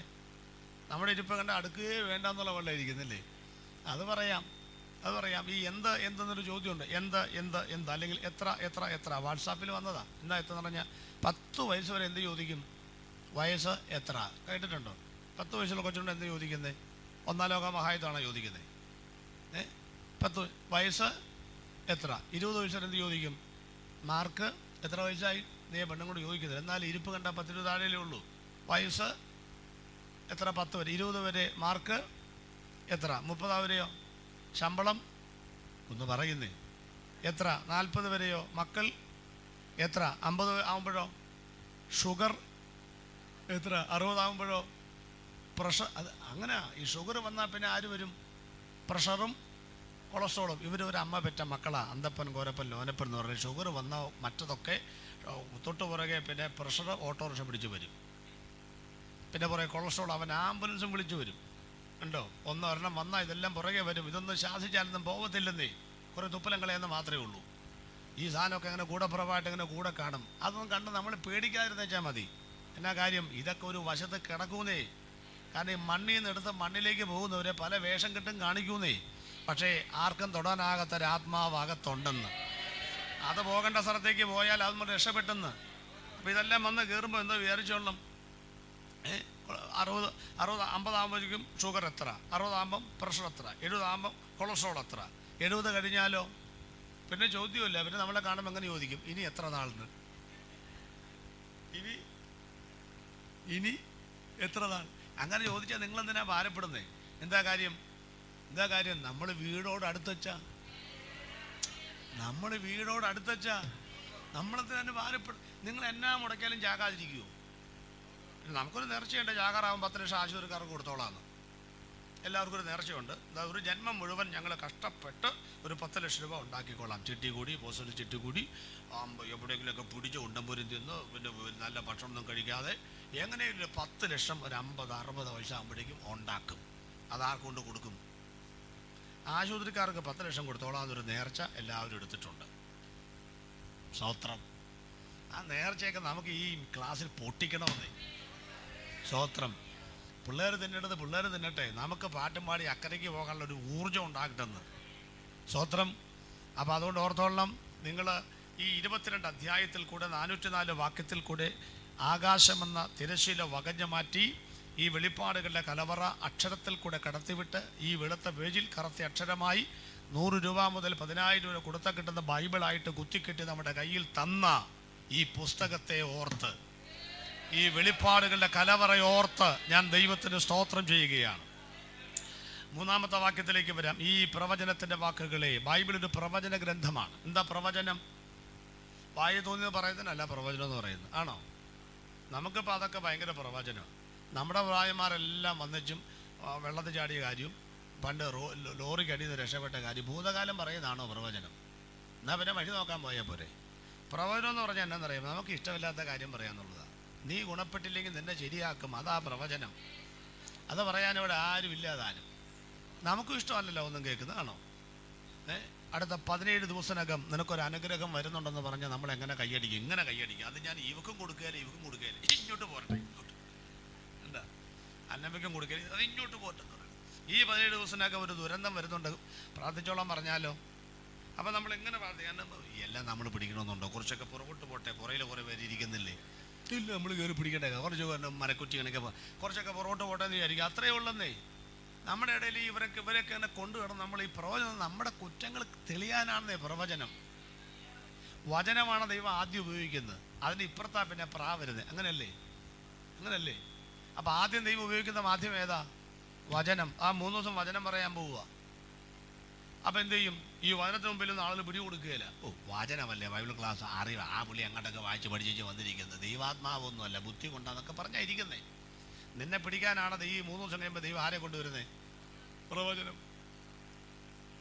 ഞങ്ങളിവിടെ നിന്നുള്ള പരിപാടിയേ ഉള്ളൂ, പുള്ളിക്ക് അവിടെ അല്ല. പുള്ളി ഇത് കഴിഞ്ഞ് പിന്നെ അങ്ങോട്ട് ഇറങ്ങും. പ്രവാചകന്മാർ അങ്ങനല്ലേ? അവരിവിടുത്തെ പരിപാടിയിലെങ്കിൽ അങ്ങോട്ട് ഇറങ്ങും. ഉറങ്ങിയിരിക്കും, നിങ്ങളുടെ തലയെ കൈവച്ചമ്മക്ക് എന്നിങ്ങനെ പറഞ്ഞ് കഴിയുമ്പോൾ ആ ഉറക്കൊക്കെ ഒന്ന് മാറും. ഒന്ന് നടുങ്ങിയില്ലേ? മാറിയില്ലേ? അങ്ങനെ മാറ്റുന്നേ. ഇപ്പോൾ പ്രായം തലയെ വെച്ച് മകനെ എന്ന് പറഞ്ഞ് നമ്മൾ ഉറക്കത്തിലാണെങ്കിൽ നമ്മൾ അന്യഭാഷയും പറഞ്ഞു. എന്നാ പറഞ്ഞത് ഒരു പിടുത്തവും ഇല്ല. അപ്പോൾ നമ്മൾ പറയും ഇന്നത്തെ ദൂത് എന്നോടാ, എനിക്ക് മാത്രമേ ദൂതുണ്ടായുള്ളൂ. അങ്ങനെ നമ്മൾ പറഞ്ഞുകൊണ്ട് നടക്കുന്നത് മണ്ടത്തരം എന്ന് പറഞ്ഞാൽ ആരെന്ന് അറിയാമോ? ഈ നിന്റെ തലയെ കഴിച്ചു അർത്ഥം എന്നാന്നറിയാമോ? ഈ ഇരിക്കുന്ന 50 പേരിൽ നീ മാത്രമേ പിടിക്കപ്പെട്ടുള്ളൂ എന്ന് എൻ്റെ അർത്ഥം. അങ്ങനെയല്ലേ ഭാഷ? മര്യാദയ്ക്ക് വചനം പറഞ്ഞിട്ടും പിടി കൊടുക്കാതെ മുങ്ങി നടന്നുകൊണ്ട് നിന്നെ തൊണ്ടി സഹിതം പിടിക്കുന്ന രംഗമാ കാണുന്നത്. നമ്മൾ പറയും എനിക്ക് മാത്രമേ ദൂതുണ്ട്, അല്ല നിന്നെ മാത്രമേ പിടിച്ചോളൂ എന്ന് പറ. അതുകൊണ്ട് ഈ 3 ദിവസം ദൈവം നേരായിട്ട് ഇടപെടുകയാണ് വചനത്തിൽ കൂടെ. പിടി കൊടുത്തില്ലെങ്കിൽ നിന്നെ പ്രവാചകൻ വന്ന് പിടിച്ചോളൂ. അത്രേ എനിക്ക് പറയാനുള്ളൂ. സ്തോത്രം. അപ്പം ഈ പ്രവചനത്തിൻ്റെ വാക്കുകളെ, ബൈബിൾ ഒരു പ്രവചന ഗ്രന്ഥമാണ്. 600,000 പ്രവചനങ്ങൾ നിറവേറി അവ ചരിത്രത്തിൻ്റെ ഭാഗമായി തങ്കലിപികളിൽ ആലേഖനം ചെയ്യപ്പെട്ട് സുവർണ്ണ ലിപികളിൽ അങ്ങനെ വെച്ചിരിക്കുക. എത്രയോ പ്രവചനങ്ങൾ. ഇനി ഈ വർത്തമാന കാലഘട്ടത്തിലും COVID-19 അടക്കമുള്ള ധാരാളം പ്രവചനങ്ങൾ നിറവേറിക്കൊണ്ട് വേദപുസ്തകത്തിൻ്റെ ദൈവശ്വാസീയത ദൈവം അരക്കിട്ടുറപ്പിച്ചുകൊണ്ടിരിക്കുകയാണ്. ഇനി ലോട്ടറിക്കാരൻ പറയുന്ന പോലെ അങ്കുലി പരിമിതമായ പ്രവചനം മാത്രമേ നിറവേറാനായിട്ടുള്ളൂ. അപ്പം നിറവേറിക്കഴിഞ്ഞതും നിറവേറിക്കൊണ്ടിരിക്കുന്നതും നിറവേറാനുള്ളതുമായ പ്രവചനങ്ങളാൽ നിബിഡീകൃതമായ ഗ്രന്ഥമാണ് വിശുദ്ധ ബൈബിൾ. അതുകൊണ്ടാണ് ആ വാക്ക് വരാൻ കാരണം, ഈ പ്രവചനത്തിൻ്റെ വാക്കുകളെ. അടുത്തത് സിസ്റ്ററെ, വായിച്ച് കേൾപ്പിക്കുന്നവൻ ഭാഗ്യവാൻ. വാക്യം വായിച്ചത് ആളാരാ? അത് ആൻറ്റി തന്നെ. പാണൂര് ചാത്തം പാണൂര് തിന്നു എന്ന് പറഞ്ഞ പോലെ വാക്യം വായിക്കുന്നതും ഞങ്ങൾ, പ്രസംഗിക്കുന്നതും ഞങ്ങൾ, എല്ലാം ഞങ്ങൾ. നിങ്ങൾ പിന്നെ എന്തിനാ പുസ്തകം കൊണ്ടുവരുന്നത്? ചിലരുടെ പുസ്തകം പിടിച്ചുള്ള വരവ് കണ്ട ഇന്ന് ഞാൻ വായിച്ചിട്ടേ പോകുമെന്നും പറഞ്ഞാൽ വരുന്നത്. പക്ഷെ തുറന്നിട്ട് പോലും ഉണ്ടാവും. വരവും പോക്കും കണ്ടാൽ പെന്തിക്കോസ്തുകാരുടെ ഏറ്റവും വലിയ സവിശേഷത എന്താ? ഈ പുസ്തകം എന്ത് ചെയ്ത് താഴെ വെക്കുകയില്ല, അതാണ് പോസിറ്റീവ്. നെഗറ്റീവ് എന്താ? എന്ത് ചെയ്താൽ വായിക്കുകയില്ല, അതാണ് നെഗറ്റീവ്. ഈ പുസ്തകം എന്ത് ചെയ്താൽ ഞങ്ങൾ താഴെ വെക്കുകയില്ല. എപ്പം നോക്കിയാൽ ഈ സാധനം കൈ കാണും. എന്ത് ചെയ്താൽ ഇത് വായിക്കത്തു. 2.5 മണിക്കൂർ പത്രം വായിക്കും, 2 അധ്യായം വായിക്കുകയില്ല. ഇങ്ങനെ പട്ടിക്ക് മുഴുവൻ കിട്ടിയല്ല കൊണ്ടു നടക്കുക ഇങ്ങോട്ടും ഇങ്ങോട്ടും. അതുകൊണ്ട് ഈ പാസ്റ്റർമാരെ ഭാര്യമാരും പാസ്റ്റർമാരൊക്കെ ബൈബിൾ വായിക്കുന്നതൊക്കെ നിർത്തുമൊന്നും വേണ്ട കേട്ടോ, തൽക്കാലം വായിച്ചു നിർത്തിയേച്ചും എല്ലാവരും മാറി മാറി അങ്ങ് വായിക്കണമെന്ന്. പണ്ടത്തെ പെന്തിക്കോസൊക്കെ പറഞ്ഞാൽ എന്നാന്ന് പോലും അറിയാമോ? ഞാൻ 17 വയസ്സിൽ പാസ്സായ ആൾ, എൻ്റെ അപ്പൻ്റെ പെങ്ങൾ ആദ്യം പെന്തിക്കോസിൽ വന്നേ പ്രാർത്ഥിക്കാനൊക്കെ. ഇപ്പം നമ്മൾ 2 പേരൊക്കെ പ്രാർത്ഥിക്കാൻ എന്തുകൊണ്ടാണെന്നറിയാമോ? ഗതികെട്ട് പറയുന്ന. പണ്ടങ്ങനല്ല, ദൈവാത്മാവ് പ്രകാശിപ്പിക്കുന്ന ഒരാൾക്ക് എന്ത് ചെയ്യാം, അങ്ങനെ അന്നേരം 3 പേരാ പ്രാർത്ഥിക്കുന്നത് കേട്ടോ. പെട്ടിക്ക് തീ കൊളുത്തിയ പോലെ 3 എണ്ണമാണ് പ്രാർത്ഥിക്കുന്നത്. അപ്പോൾ അടുത്തിരിക്കുക നമ്മൾ ചൊറിയും, ദാണ്ട് അവിടെ ശോശാൻ പ്രാർത്ഥിക്കരുത്, വിട്ടുകൊടുക്കുകയില്ല. പിന്നെ പാസ ഇറങ്ങിച്ച തലയിൽ ഇങ്ങനെ മുട്ടും, അന്നേരം 2 ഒതുങ്ങുന്നത് അറിയാമോ? അത്ര ആത്മീയതയാന്ന്. ഒരു പാട്ട് എടുത്തിടാൻ പറഞ്ഞു കഴിഞ്ഞാൽ എത്ര പാട്ടാ ഒരുമിച്ച് വന്നെന്നറിയാം. ഇപ്പോഴോ ഒരു പാട്ട് അന്നേരം അവള് നീ എടുത്തിടും, ഇപ്പോൾ അടുത്ത ആള് നീ എടുത്തിടും. ഇപ്പം ഞാൻ പറയും ആരെങ്കിലും ഒന്ന് എടുത്തിടും. എവിടെ പോയി ഞാൻ സഭാലക്ഷണങ്ങളിലേക്ക് വന്നിട്ടില്ല, എല്ലാം പറക്കാനിരിക്കുക. പറക്കുമോ അതോ പതുങ്ങോ എന്നൊക്കെ ക്ലാസ് ചെയ്യുമ്പോൾ നമുക്ക് മനസ്സിലാക്കാം. സ്തോത്രം. അപ്പോൾ നമ്മൾ ചിന്തിച്ച് നോക്കണം, ഇത് വായിക്കുന്നവരാരാ, വായിച്ച് കേൾപ്പിക്കുന്നവനാരാ? ആൻ്റെ പാസ്റ്റർ. ഇതാരാ? പാസ്റ്റർ ആൻറ്റി എന്നോ വായിച്ചത്? അപ്പോൾ പാസ്റ്ററിൻ്റെ ആൻറ്റി ഇപ്പോൾ ആരായി മാറി? ഭാഗ്യവതി. നിങ്ങളോ പിന്നെ എന്തെന്നാ ചുമ്മാ വന്നാ? ലോകം തുടങ്ങിയപ്പോഴേ ലോട്ടറി അടിച്ചു. ആർക്ക്? പാസ്റ്റർ ഭാര്യയ്ക്ക്. വായിച്ച് കേൾപ്പിക്കുന്ന ആളാരാണ്? അപ്പം ഇപ്പം നിങ്ങൾക്കൊരു തോന്നില്ലേ, എന്നാൽ പിന്നെ ഇനി അടുത്ത ഭാഗ്യം ആര് പിടിക്കും? ഞങ്ങൾ പിടിക്കും. ആശയമൊക്കെ നല്ലതാണ്, പക്ഷേ യൂത്ത് മീറ്റിങ്ങിന് ബൈബിൾ റെഫറൻസിന് ബൈബിളിൽ ഇങ്ങനെ പേജ് മറിച്ച് സീൽക്കാര ശബ്ദം വരുന്ന പോലെ നിങ്ങൾ വിഷമിക്കൊന്നും വേണ്ട. പറ്റാത്തവർ വായിക്കണ്ട. വെള്ളയെഴുത്തുള്ളവരും കന്നഡ മൂക്കയും താഴെ പോകുന്നവരൊന്നും വായിക്കൊന്നും വേണ്ട. നിങ്ങൾക്കാണ് 2ാമത്തെ വചനം, കേട്ടുകൊണ്ടിരിക്കുന്നവൻ ഭാഗ്യവാൻ. അങ്ങനെ വായിച്ച് ആ കണ്ടോ? അപ്പോൾ 2ാമത്തെ ഗ്രൂപ്പ് ആരാ? അച്ഛാ ഉറങ്ങാതിരുന്നാൽ മതി. കേട്ടുകൊണ്ടിരിക്കുന്നവൻ ആര്? ഈ ഉറങ്ങുന്നവരോടും എനിക്ക് വലിയ ഒരു ഇതൊന്നുമില്ല. ഞാനത് റിയലായിട്ട് പറഞ്ഞതാണ് കേട്ടോ. കാരണം നമ്മൾ ആവശ്യമില്ലാതെ എന്ന് വെച്ചും പിന്നെ ഉറങ്ങരുത് അങ്ങനെ ഞാൻ പറയുകയില്ല. എനിക്ക് ഷുഗറൊക്കെ ഉണ്ട്, എനിക്ക് ഉറക്കമൊക്കെ വരും. പ്രത്യേകിച്ച് ഇതിൻ്റെ വചനം കേൾക്കുമ്പോൾ ഉറങ്ങാതെ ഞാൻ ഇന്ന് വരെ ഉറങ്ങിയിട്ടില്ല. അതുകൊണ്ട് അങ്ങ് പിടിച്ചു. മനുഷ്യരല്ലേ, മനുഷ്യൻ ഉറങ്ങുന്നവരെ എന്തിനാ കുറ്റം പറയുന്നത്? മനുഷ്യൻ്റെ ഉറക്കം വരത്തില്ലേ?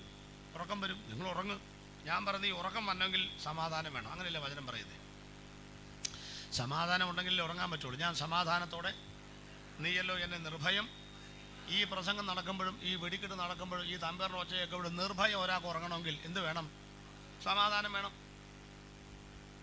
വീട്ടിലെന്താ ഉറങ്ങാത്ത? സമാധാനം ഇല്ല അവിടെ. അതുകൊണ്ടാണ് അവിടെ ചെല്ലുമ്പോൾ ഉപ്പ് കുടിക്കുന്നവരും മുളക് കുടിക്കുന്നവരും പെമ്പിള്ളയുടെ കലശയിലും പിള്ളേരുടെ വിദ്യാഭ്യാസം. ഇവിടെ വരുമ്പോഴോ ഒരു പ്രശ്നം ടെൻഷൻ, ഒന്നാമതൊരു കളർഫുള്ളായിട്ടുള്ള പിന്നെ ജിപ്സം ബോർഡിൻ്റെ വർക്ക്, പിന്നെ ഒരു ടെൻഷനും വേണ്ട. പിന്നെ എന്ത് സമാധാനം? ഞാൻ പറഞ്ഞത് ഇവിടുത്തെ സമാധാനത്തിൻ്റെ സ്ഥലമല്ലേ. ഉറങ്ങട്ടെന്ന് കുറച്ച് പിന്നെ അതെങ്കിലും കിട്ടുന്നുണ്ടല്ലോ. പിന്നെ ഉറങ്ങുന്നവർ എപ്പോഴും ഞാൻ പറയുന്നത്, നിങ്ങൾ ഉറക്കം വരുന്നവരെ കുറച്ച് പുറകോട്ട് നീങ്ങിയിരുന്ന് എന്ത് ചെയ്യണം?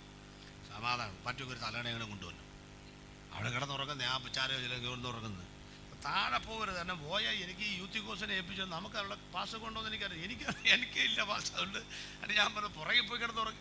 നിങ്ങളെന്തിനും വിഷമം ഇത് തമാശയ്ക്ക് പറയുന്ന അല്ലെന്ന്. ആലയത്തിൽ വാ, അതൊരു സന്തോഷമാണ്. ഈ പിള്ളേർ പള്ളിയിൽ പോയാൽ ഭയങ്കര വെള്ളം ഉണ്ടാക്കും. ഞാൻ പറഞ്ഞത് പിള്ളേർ വെള്ളം ഉണ്ടാക്കാനല്ലേ, അവരെയും കൊണ്ട് വരട്ടെ. എടാ ഒരു കൊച്ചുണ്ടാകണമെന്ന് പറഞ്ഞ് എന്തോരും പ്രാർത്ഥിച്ചാൽ നമ്മൾ. ആ കൊച്ചിലെ ഓടി കളിക്കട്ടെ, അവനും വെള്ളം ഉണ്ടാക്കട്ടെ, തമ്മിത്തല്ലും ഉണ്ടാക്കട്ടെ, വെള്ളം ഉണ്ടാക്കട്ടെ. അതിനെ കൊണ്ട് വാ കുഞ്ഞേ, നിനക്കൊരു അനുഗ്രഹമാണെന്ന്. ഉറക്കവും ക്ഷീണം എല്ലാം ഉണ്ടെങ്കിലും നിങ്ങൾ വന്നവിടെ ഇരിക്കുക, അതൊരു അനുഗ്രഹമാണെന്ന്. നിങ്ങൾ ആരും ഉറങ്ങിയാലും ഞാനത് ഒരിക്കലും കളിയാക്കുകയില്ല, ഒരിക്കലും പ്രശ്നമല്ല. ധൈര്യമായിട്ട് നിങ്ങൾക്കത് ഉറങ്ങിക്കോ. അതൊരു പ്രശ്നമായിട്ട് ഞാൻ കണ്ടിട്ടേ ഇല്ല. ഇനിയെല്ലാം സന്തോഷത്തോടെ സ്വത്രം പറ. കണ്ടോ എന്ത് സന്തോഷമാണെന്ന് നോക്കിയിരിക്കുന്നത്, ഉറങ്ങാൻ പെർമിഷൻ കിട്ടിയപ്പം കണ്ടേ. അപ്പം അങ്ങനെയൊക്കെ ഒരു ദിവസത്തൂടെ പോട്ടെ. അപ്പം ഇത് കേൾക്കുന്നവൻ ഭാഗ്യവാൻ. അടുത്തെന്തുവാ? ഈ കേൾക്കുന്നവൻ ഭാഗ്യവാൻ എന്നൊക്കെ പറഞ്ഞാൽ എന്നാന്ന് പോലും എന്ത് ദൂതൊക്കെ കിടക്കുക അതിനകത്ത്. ഇതൊന്നും ക്ലാസ് മുന്നോട്ട് പോകുമെന്ന് തോന്നുന്നില്ല. എന്തുവാ കേൾക്കുന്നവൻ ഭാഗ്യവാൻ എന്ന് പറഞ്ഞാൽ? ചാതുർവർണ്ണ്യം എന്നും പറഞ്ഞൊരു കാലം ഉണ്ടായിരുന്നു നമ്മുടെ കേരളത്തിൽ. ചാതുർവർണ്ണ്യം കേട്ടിട്ടുണ്ടോ? ജാതി മത വിഭാജ്യന്തകൾ മലയപ്പുലയന മാടത്തിൻ മുറ്റത്ത് മഴ വന്ന നാളൊരു വാഴ നട്ടു. അച്ഛൻ പാടുന്നത് മനതാരിലാശകൾ പോലതിലോരോരോ മരതക കൂമ്പു പൊടിച്ചു വന്നു. ഏതാ ഒരു നോക്കുക, അത് സങ്കീർത്തനമാണോ? സഭ ഒന്നുമല്ല, ചങ്ങമ്പുഴയുടെ വാഴക്കൊലയാണ്. നിങ്ങൾ ആലോചിക്കൊന്നും വേണ്ട. അപ്പം ചങ്ങമ്പുഴയുടെ വാഴക്കൊലയ്ക്കകത്ത് രാസവളമൊന്നും വിടാതെ ജൈവവളം മാത്രം ഇട്ട് വാഴക്കൊല വന്നു കഴിഞ്ഞ് മൂത്ത് കഴിഞ്ഞപ്പോൾ കൊല വെട്ടി എവിടെ കൊണ്ടു ചെല്ലാൻ പറഞ്ഞു? തമ്പ്രാക്കന്മാരുടെ മുറ്റത്ത്. കരഞ്ഞുകൊണ്ടിരിക്കുന്ന പിണ്ടിയോ ഇവനും പിള്ളേർക്കും. മുക്കിയും മൂളിയും ഇടുന്ന മുട്ട 12 ആകുമ്പോൾ തിരുവാതിര കണക്ക് എവിടെ നിരത്തി വെക്കണം? തമ്പ്രാക്കന്മാരുടെ മുറ്റത്ത്. പുറകെ വരുന്ന കാഷ്ടമോ ഇവൻ്റെ ചീരയ്ക്കും വാഴയ്ക്കും. അതിന് പറയുന്ന പേരാ ചാതുർവർണ്ണ്യം. കേട്ടോ? ഞാൻ നടന്ന പെൺകുട്ടി നിവരാതിരിക്കുവാൻ നാടുവായുടെ ഓലക്കുട അവിടെ നടുവിന് കുത്തും. നിവരരുത്. അങ്ങനെ പണിയെടുപ്പിച്ചൊരു കാലം ഉണ്ടായിരുന്നേ, നമ്മുടെ കേരളത്തിലുണ്ടായിരുന്നേ. അതീ പറയുന്നേ, നാട്ടാചകമ്മ ഭരിച്ച നാടല്ലേ ഇതൊക്കെ. മുകളിലത്തെ കണ്ടത്തിൽ താഴത്തെ കണ്ടത്തിലേക്ക് വരമ്പിൻ്റെ പൊളി പൊട്ടിച്ചു വിട്ടാൽ വെള്ളം പോവും. അപ്പം പെട്ടെന്ന് പണി തീരൂല്ലേ? അങ്ങനെ തീരാതിരിക്കാൻ മരക്കട്ടകൾ കൊണ്ട് തുലാക്കട്ടയുണ്ടാക്കി രാവിലെ മുതൽ വൈകുന്നേരം വരെ മുകളിലത്തെ കണ്ടെത്തിന്ന് ഇവനെ കൊണ്ട് വെള്ളം എന്ത് ചോദിച്ചാൽ തേകി ഒഴിപ്പിക്കും. മരമണ്ടന്മാരല്ലായിരുന്നു നമ്മുടെ ആളുകൾ. അങ്ങനെ പണിയെടുപ്പിച്ചിരുന്നു എന്ന് മനസ്സിലായോ? ആ കാലഘട്ടത്തിലാണ് 64 അടി 32 അടി 16 അടി ഉയർന്ന ജാതിക്കാരനെ കണ്ടാൽ ഇവൻ എന്തോ ചെയ്യണം? വഴിമാറിപ്പോണം. എങ്ങനെ വഴിമാറും? പകലന്തിയോളം പണിയെടുത്ത് പാടത്ത് പണിയെടുത്ത് വൈകുന്നേരം ഒരു ഉപ്പില്ല, ഉപ്പ് പിടിക്കാൻ പോവുക. ഉപ്പെന്ന് താണയാധികാരന് പറയാൻ വ്യവസ്ഥയുണ്ടോ? ഇല്ല. പുളിച്ചത് എന്നേ പറയാൻ പറ്റുള്ളൂ. ഉപ്പാ പുളിപ്പിക്കുന്നത്, പുളിച്ചത്. ഉപ്പെന്ന് പറഞ്ഞിട്ട് ഒരുത്തന്നെ തല്ലിക്കൊന്നല്ലോ. അപ്പോൾ ഇവിടുന്ന് നമ്മൾ ഓതറയ്ക്ക് പോവുക. അന്നേരം നാണ്ട് ഹോയ് ഹോയ് ഒരൊച്ച എന്നാര് നാടുവാടി വരിക പല്ലക്കിനകത്ത്. അപ്പോൾ നമ്മൾ എന്ത് ചെയ്യും? ഒരു ഒന്തക്കാട്ടി കയറി ഇങ്ങനെ പതുങ്ങിയിരിക്കും. ഓണ വഴി പല്ലക്ക് ചുമക്കവും പറഞ്ഞൊരു പൊക്കോ കഴിഞ്ഞു എന്ന്. അപ്പോൾ നമ്മളെന്ന് പറഞ്ഞാൽ അന്നത്തെ ആളിങ്ങോട്ട് ഇറങ്ങും. അപ്പം അടുത്ത ഹോയ് കേൾക്കാം. അങ്ങനെ ഈ ഹോയ് കേൾക്കുന്നതാണ് ഇവന് ഉപ്പ് കുടിക്കാൻ പോകാൻ പറ്റുന്നില്ല. അങ്ങനെ പൊന്തക്കാട്ടിൽ കൂടെ മാത്രം നുഴഞ്ഞു പോയി ഉപ്പ് മേടിച്ചു. അങ്ങനെ അവിടെ ചെന്നപ്പോഴേക്കും ഉപ്പെന്ന് പറയാൻ മറന്നു, അല്ല പുളിച്ചെന്ന് പറയാൻ മറന്നുപോയി. ഉപ്പെന്ന് പറഞ്ഞു. അവനെ തല്ലിക്കൊന്നത്. ആ കാലം എവിടെ ഉണ്ടായിരുന്നു എന്നാണ് പറയുന്നത്. അപ്പോൾ ഒരുത്തനിങ്ങനെ ഒരു അമ്പുരിഞ്ഞ് വരികയാണെങ്കിൽ ഇവന് വരമ്പ എന്തോ ചെയ്യും? പുറകോട്ട് പോകാൻ പറ്റും. ഇങ്ങനെ പുറകോട്ട് എവിടം വരെ പോവും? കണ്ടം വഴി ഓടും. അന്ന് വന്ന് ഇട്ട പേരെന്തോന്ന്? കണ്ടം വഴി ഓടും. അതൊക്കെ കേട്ടിട്ടുണ്ടോ? ആ, കണ്ടം വഴി ഓടും. അവിടെ നിന്നുകൊണ്ട് നമ്മൾ പറയുന്നു, ഈ വചനം കേൾക്കുന്നവന്റെ ചെവിയിൽ ഈയം ഉരുക്കി ഒഴിക്കേണ്ടി വരില്ല. ഈ നാമം എടുക്കുന്നവന്റെ നാവിൽ ഒരു മുറിവും ഉണ്ടാവില്ല. ഈ നാമം ഉച്ചരിച്ചാൽ നിന്റെ കുടുംബത്തിനകത്ത് കെട്ട് പൊട്ടി മാറും. ഈ വചനം കേട്ടാൽ ആത്മാവ് സഭകളോട് പറയുന്ന ചെവിയുള്ളവൻ കേട്ടാൽ നാളുകളായി ബന്ധിക്കപ്പെട്ട ബന്ധനങ്ങൾ ഇവിടെ തകർന്ന് തരിപ്പണമാകും. അതാ വചനത്തിന്റെ പ്രത്യേകത. അതുകൊണ്ടാണ് വചനം വായിക്കുന്നവൻ ഭാഗ്യവാൻ, കേൾക്കുന്നവൻ ഭാഗ്യവാൻ, ഇത് പ്രമാണിക്കുന്നവൻ ഭാഗ്യവാൻ. സമയം എന്തിനുള്ള സമയം എടുത്തിരിക്കുന്നു? 2 കാര്യങ്ങൾ പറയണം. ഒന്ന്, മരണത്തിനുള്ള സമയം എടുത്തിരിക്കുന്നു. മരിക്കാൻ അധികം നാളൊന്നും ഇല്ലെന്ന്. ആര് സ്വത്രം പറയാൻ? 2, കർത്താവിന്റെ വരവിന്റെ സമയം എടുത്തിരിക്കുന്നു. അതിനെങ്കിലും ഉറക്ക സ്വത്രം പറയണ്ടേ? മരണത്തിനുള്ള സമയം എടുത്തിരിക്കുന്നു പറഞ്ഞാൽ നമ്മൾ സ്വത്രം പറയില്ല എന്ന് എനിക്കും അറിയാം. കാരണം നമുക്കൊക്കെ മരിക്കാൻ വലിയ പേടിയാന്ന് എല്ലാവർക്കും അറിയാം. ആരും മരണമേന്ദ്ര ജൈവം എടുത്ത പാട്ടൊക്കെ പാടുമെങ്കിലും മരണത്തെക്കുറിച്ച് ആൾക്കൊക്കെ പേടിയില്ലേ? സ്വാഭാവികമായിട്ട് പേടിയുണ്ട്. ഇവിടെ കിടന്നോട്ടെ. യേശു വരുന്നു എന്ന് പറയുമ്പോൾ എന്താണ് നമുക്ക് സ്വത്രം പറയാൻ പറ്റാത്തത്? അതിൻ്റെ കാര്യം എന്താണെന്ന് വെച്ചാൽ ഈ പെന്തിക്കോസിൽ വന്ന കാലം മുതലേ കേൾക്കുകയാണ് യേശു വരുന്നേ, പൊന്നേശു വരുന്നേ. പറഞ്ഞവരെല്ലാം ചത്തുപോയതല്ലാതെ ഇതുവരെ ആരും വന്നിട്ടില്ല. അപ്പം ഇത് ഈ പെന്തിക്കോസിൻ്റെ ഏതോ ഒരു ഭാവനാപരമായി ഇമാജിൻ ചെയ്തൊരു ഉപദേശമായിട്ടാണ് പലരും മനസ്സിലാക്കിയിരിക്കുന്നത്. ഇപ്പം ഈ പിള്ളേരൊക്കെ വിശ്വാസം, മോനെ നീ വന്ന കാലം പോലെ കേൾക്കുകയല്ലേ യേശു വരുന്നത്.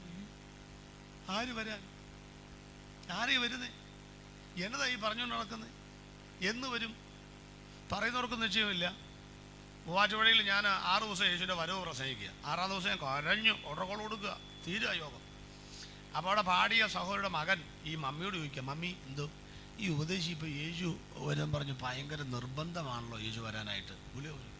അങ്ങേരിപ്പോൾ ആക്രാന്തം പിടിച്ചിങ്ങോട്ട് വരാനായിട്ട് ഇവിടെ ആർക്കും എന്നാ പറ്റിയത്? അവൻ അമ്മയോട് ചോദിക്കുക. അവൻ ചോദിച്ചത് മനസ്സിലാക്കാം. കാരണം എന്താ? അവൻ്റെ അപ്പൻ ഗൾഫിലാണ്.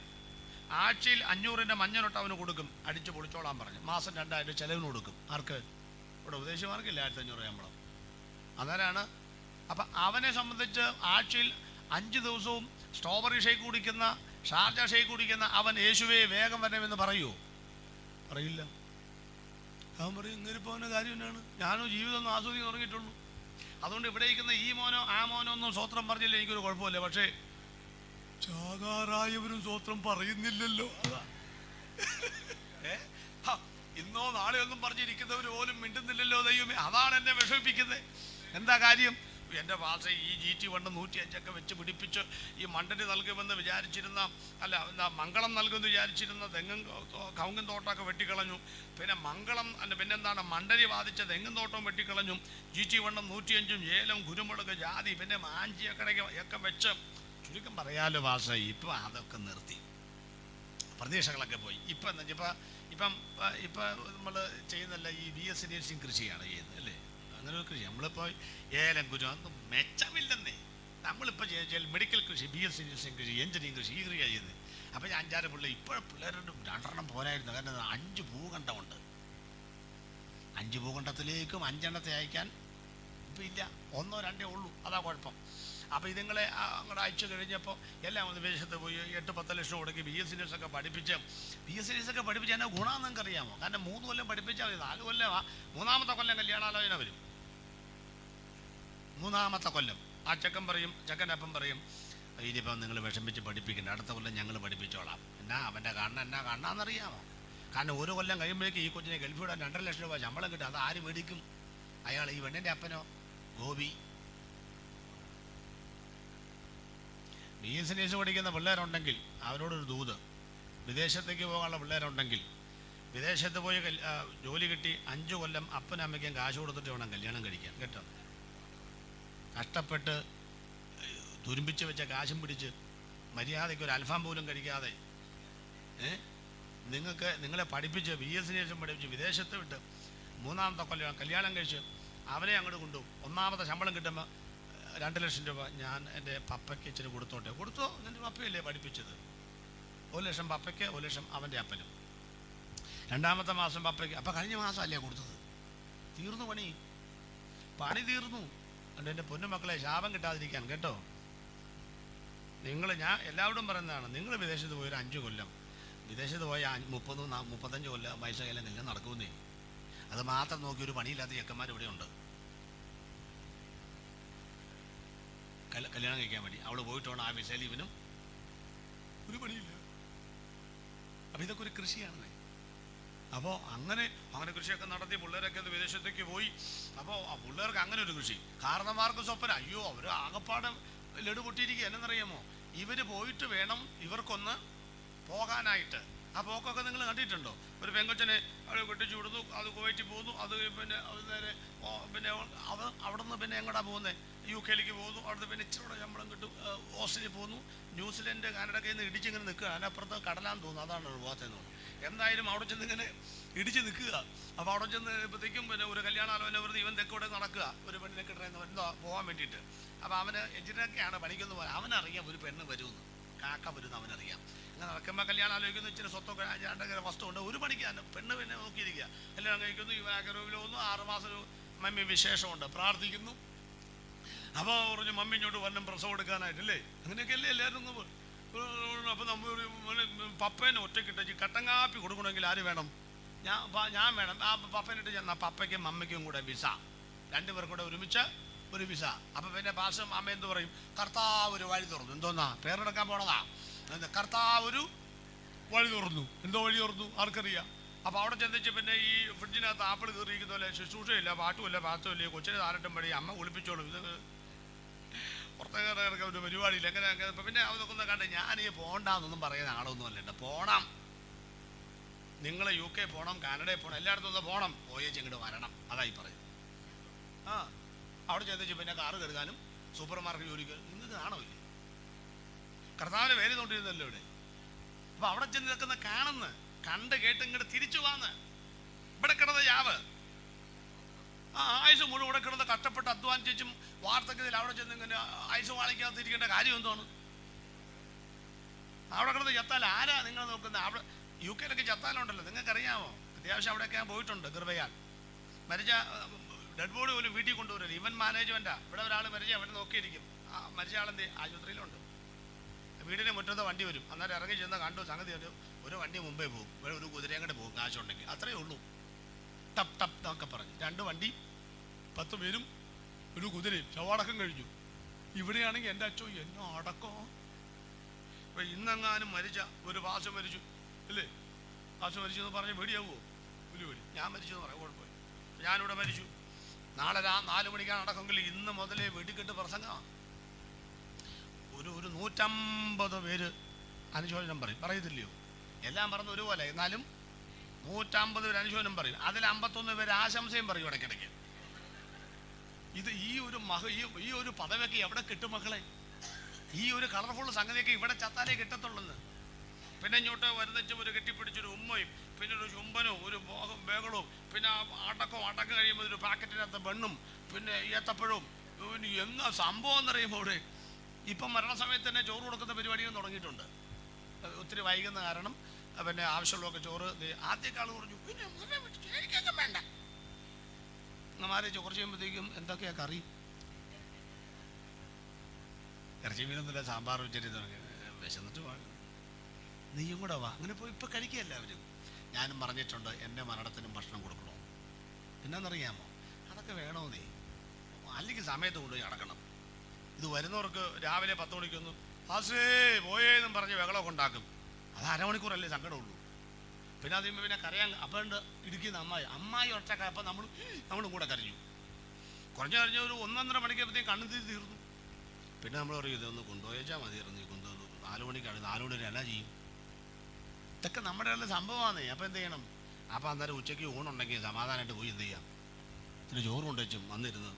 നമ്മുടെ പേര് പറഞ്ഞ് ശരിയല്ല, റാന്നിയിലെ കച്ചാൻ മരിച്ചപ്പോൾ അങ്ങനെയല്ലായിരുന്നു, ഉച്ചയ്ക്ക് ഊണുണ്ടായിരുന്നു. ശരിയല്ലേ പാസ്? അപ്പോൾ നമുക്ക് പിന്നെ അടിയന്തരമൊന്നും ഇല്ലല്ലോ. വിശന്നിരുന്ന് ഭക്ഷണമൊക്കെ കഴിഞ്ഞ് വന്നിരിക്കും, പിന്നെയും ഒരു പാട്ടൊക്കെ പാടാൻ ശോഭയേ, അപ്പോൾ ഒരു ഉഷാറൊക്കെ വരും. അല്ലെങ്കിൽ പിന്നെ ദുഃഖത്തിൻ്റെ പാന മാത്രമേ പാടുള്ളൂ. അപ്പം എന്തായാലും ഇതൊക്കെ സംഭവിക്കണമെന്ന് ഞാൻ പറഞ്ഞത്. ഞാൻ പറഞ്ഞത് ഹല്ലേലൂയ പറയാത്തതിൻ്റെ കാര്യം എന്താണെന്നറിയാമോ? എങ്ങനെയൊക്കെ സംഭവിച്ച കഷ്ടപ്പാടൊക്കെ കഴിഞ്ഞ് എൻ്റെ പാൽസേ പിള്ളേരൊക്കെ പോയി 10 പുത്തനൊക്കെ കയ്യിൽ വരാൻ തുടങ്ങി. 2 നില വീടൊക്കെ പടന്ന് മുകളിലത്തെ ആ നെല്ലൊക്കെ എടുത്തുകൊണ്ട് വഴിയിലൂടെ പോകുന്നവർക്ക് hi bye praise the lord എന്നൊക്കെ പറഞ്ഞ് ഇങ്ങനെയൊക്കെ കാണിച്ച് ഫ്ലൈയിങ് കിസ് ഒക്കെ കൊടുത്ത് ഇങ്ങനെ ജീവിക്കുന്ന ഒന്ന് മെച്ചപ്പെട്ട് ജീവിക്കാമെന്ന് കരുതി ഇരിക്കുമ്പോഴാണ് പാശ പറഞ്ഞു കർത്താവ്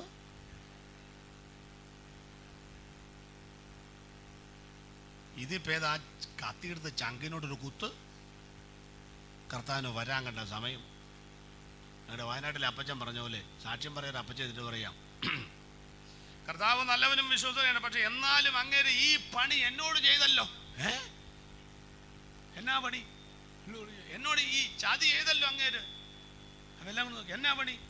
ഞാൻ ചെറുപ്പം മുതലേ കഷ്ടപ്പെട്ട് പ്രയാസപ്പെട്ട് കാപ്പയിൽ നിന്ന് കാച്ചിൽ നിന്ന് നാട്ടുകാരെ കൂടി എതിർത്തിട്ട് പിന്നെ സ്വന്തക്കാരെ ബന്ധമൊക്കെ എതിർത്തിട്ട് ഞാൻ പരിഹാസം ചൊല്ലി ശത്രു നേർക്ക് വരുമെന്നൊക്കെ പറഞ്ഞ് അങ്ങനെ ജീവിച്ച് തിന്നാനുമില്ല കുടിക്കാനുമില്ല അങ്ങനെ ജീവിച്ച് ഒരു മെച്ചപ്പെട്ട് ഇപ്പോൾ പിള്ളേരൊക്കെ വിദേശത്ത് പോയി ഇച്ചിരി പൈസയൊക്കെ ആയി തിന്നാനും കുടിക്കാനൊക്കെ ആയി വന്നപ്പോഴേക്കുണ്ട് ഷുഗർ.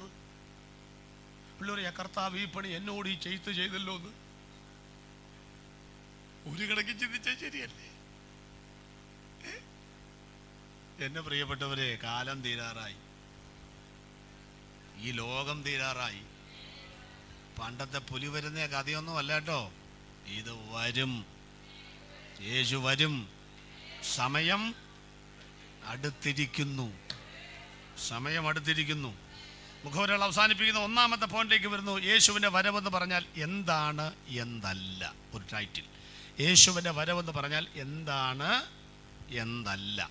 ഒരു ടൈറ്റിൽ എന്ന് പറഞ്ഞാൽ ഒരാളോട് പറഞ്ഞു കൊടുക്കാൻ വേണ്ടിയിട്ട് എന്നതാ യേശുവിൻ്റെ വരവെന്ന് പറഞ്ഞാൽ? ഉത്തരം: യേശുവിൻ്റെ വരവെന്ന് പറഞ്ഞാൽ പ്രതീക്ഷയല്ല, പ്രത്യാശയാണ്. അപ്പോൾ 1ാമത്തെ ഭാഗമാണ് ചിന്തിക്കുന്നത്. ഇതുപോലത്തെ 112 കാര്യം ചിന്തിക്കാനുണ്ട്. 1ാമത്തെ കാര്യത്തിലേക്ക് കടന്നു നമ്മൾ. എന്തോ യേശുവിൻ്റെ വരവെന്ന് പറഞ്ഞാൽ എന്താണ്, എന്തല്ല. ഒരു ചോദ്യം. ഉത്തരം എന്താ എഴുതിയത്? യേശുവിൻ്റെ വരവെന്ന് പറഞ്ഞാൽ പ്രതീക്ഷയല്ല, പ്രത്യാശയാണ്. ഇനി അത് വിവരിക്കാൻ പോവുകയാണ്, ശ്രദ്ധിച്ചോളൂ. അത്രയേ ഉള്ളൂ ആ നോട്ട്. ബാക്കിയെല്ലാം പറയുക, ഇട്ടുകൊണ്ട് എഴുതുന്നത്. എന്താ പ്രതീക്ഷ എന്ന് പറഞ്ഞാൽ? നമ്മളല്ലേ കർത്താവ് വരുമെന്ന് പ്രതീക്ഷിക്കുന്നു, ഈ ക്ലാസ് കഴിയുമ്പോൾ നിങ്ങൾ ആ പദം പറയരുത്. അതിനെ ഈ ക്ലാസ് പഠിക്കുന്നത് മനസ്സിലായി. കർത്താവേ നീ വരുമെന്ന് ഞങ്ങൾ പ്രതീക്ഷിക്കുന്നു അങ്ങനെ പറയരുത്. എന്തെന്ന് പറയണം? പ്രത്യാശിക്കുന്നു. അപ്പോൾ പ്രതീക്ഷയും പ്രത്യാശ നമ്മൾ വ്യത്യാസം പഠിക്കേണ്ട ആദ്യം വേണം. പ്രതീക്ഷ എന്ന് പറയുന്നത് സംഭവിക്കുകയോ സംഭവിക്കാതിരിക്കുകയോ ചെയ്യാം. അതിൻ്റെ പേരാണ് എന്തോന്ന്? പ്രതീക്ഷ. പ്രത്യാശയോ അത് സംഭവിക്കും, അത് ഉറപ്പാണ്.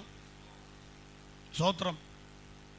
അപ്പോൾ പ്രതീക്ഷ എന്ന് പറയുന്നത് സംഭവിക്കുകയോ അത്ര ഉറപ്പൊന്നുമില്ല. അപ്പം നിങ്ങൾക്ക് യേശു വരും എന്നുള്ളത് പ്രതീക്ഷയാണോ പ്രത്യാശയാണോ? അപ്പം എന്ത് പറയരുത് ഇനി സംസാരിക്കുമ്പം? കർത്താവേ നിൻ്റെ വരവിനെ ഞങ്ങൾ പ്രതീക്ഷിക്കുന്നു പറഞ്ഞു എന്ന് കരുതി അയാളെ പ്രസംഗം വിലക്കേണ്ട കാര്യമൊന്നുമില്ല. പക്ഷേ ഒരു ഗ്രാമർ മിസ്റ്റേക്ക് പറഞ്ഞതേ ഉള്ളൂ. ശ്രമിക്കുക. ചിലപ്പോൾ ഞാനും പറഞ്ഞെന്ന് വരും, നമ്മൾ ശീലിച്ചു പോയതുകൊണ്ടാണ്. ഇനി പ്രതീക്ഷ എന്ന് പറഞ്ഞതെന്ന് അറിയാമോ? ഞാൻ രണ്ട് ഉദാഹരണം പറയാം. ഒന്ന് ഉദാഹരണം പറയപ്പെട്ടത് മനസ്സിലാക്കാൻ. വായ്പയായിട്ട് കൊടുത്ത പണം, ദൂരദേശത്തേക്ക് പോയ മകൻ, വായിക്കാൻ കൊടുത്ത പുസ്തകം, ലക്ഷ്യം തെറ്റിയ ജീവിത പങ്കാളി. ഈ 4 കൂട്ടരെയും പ്രതീക്ഷിക്കുകയേ പാടുള്ളൂ. ആരൊക്കെയാ? വായ്പയായി കൊടുത്ത പണം, 2 ദൂരദേശത്തേക്ക് പോയ മകൻ, 3 വായിക്കാൻ കൊടുത്ത പുസ്തകം, 4 ലക്ഷ്യം തെറ്റിയ ജീവിത പങ്കാളി. ഇത് 4 എന്തേ പറ്റുള്ളൂ? പ്രതീക്ഷിക്കുകയേ പാടുള്ളൂ. എന്ത് ചെയ്യരുത്? പ്രത്യാശിക്കരുത്. ഒന്നാമത്തേത് വായ്പയായിട്ട് കൊടുത്ത പണം, അത് കിട്ടുമോ കിട്ടാതിരിക്കുകയോ ചെയ്യാതെ പറഞ്ഞു. വായ്പയായിട്ട് കൊടുത്ത പണം. രണ്ടാമത്തെ കാര്യം വായിക്കാൻ കൊടുത്ത പുസ്തകം. എനിക്ക് 58 പുസ്തകം കിട്ടാനുണ്ട്. വായിക്കാൻ കൊടുത്ത. അതുകൊണ്ടാണ് ലൈബ്രറിയിൽ എഴുതി വെച്ചിരിക്കുന്നത് പുസ്തകം വീട്ടിൽ കൊണ്ടുപോകാൻ എല്ലാ കാര്യം കൊണ്ടുപോയി കിട്ടിയല്ല. കുത്തിക്കെട്ട് കഴിഞ്ഞാൽ വരുള്ളൂ. അതുകൊണ്ടാണ് കുത്തിക്കെട്ട്. ഇതിൻ്റെ കുത്തിക്കെട്ട് പോയല്ലോ ഞാൻ കൊണ്ടുപോയപ്പോൾ ഇതുപോലെ തന്നെയാ. ഈ മൂന്നാമത്തെ കേസ് എന്താ? ദൂരദേശത്തേക്ക് പോയ മകൻ തിരിച്ചു വരുമോ? എനിക്കറിയാൻ മേല. എൻ്റെ സ്വന്തത്തിൽപ്പെട്ട ഒരാൾ വീട്ടിൽ ചെയ്തപ്പോൾ 3 ഏക്കർ വസ്തുവുണ്ട്. 2 ആണ്. അമ്മച്ചി മരിച്ചു, അപ്പച്ചൻ മരിക്കാൻ കിടക്കുക. 3 ഏക്കർ 3ആയിട്ടാണ് വീതം വെച്ചേണേ. അപ്പോൾ എൻ്റെ സ്വന്തത്തിൽപ്പെട്ട കൊച്ചിൻ്റെ കെട്ടിയവന് 1 ഏക്കർ, ഇളയവനാണ്. അപ്പന് 1 ഏക്കർ. നാട് വിട്ടുപോയ ആൻ്റണിക്ക് 1 ഏക്കർ. അപ്പോൾ 3 ഏക്കർ. അപ്പോൾ ഈ അപ്പൻ്റെ ആഗ്രഹം എന്താണെന്നറിയാമോ? ഞാൻ മരിക്കും മുൻപ് ആര് വരും?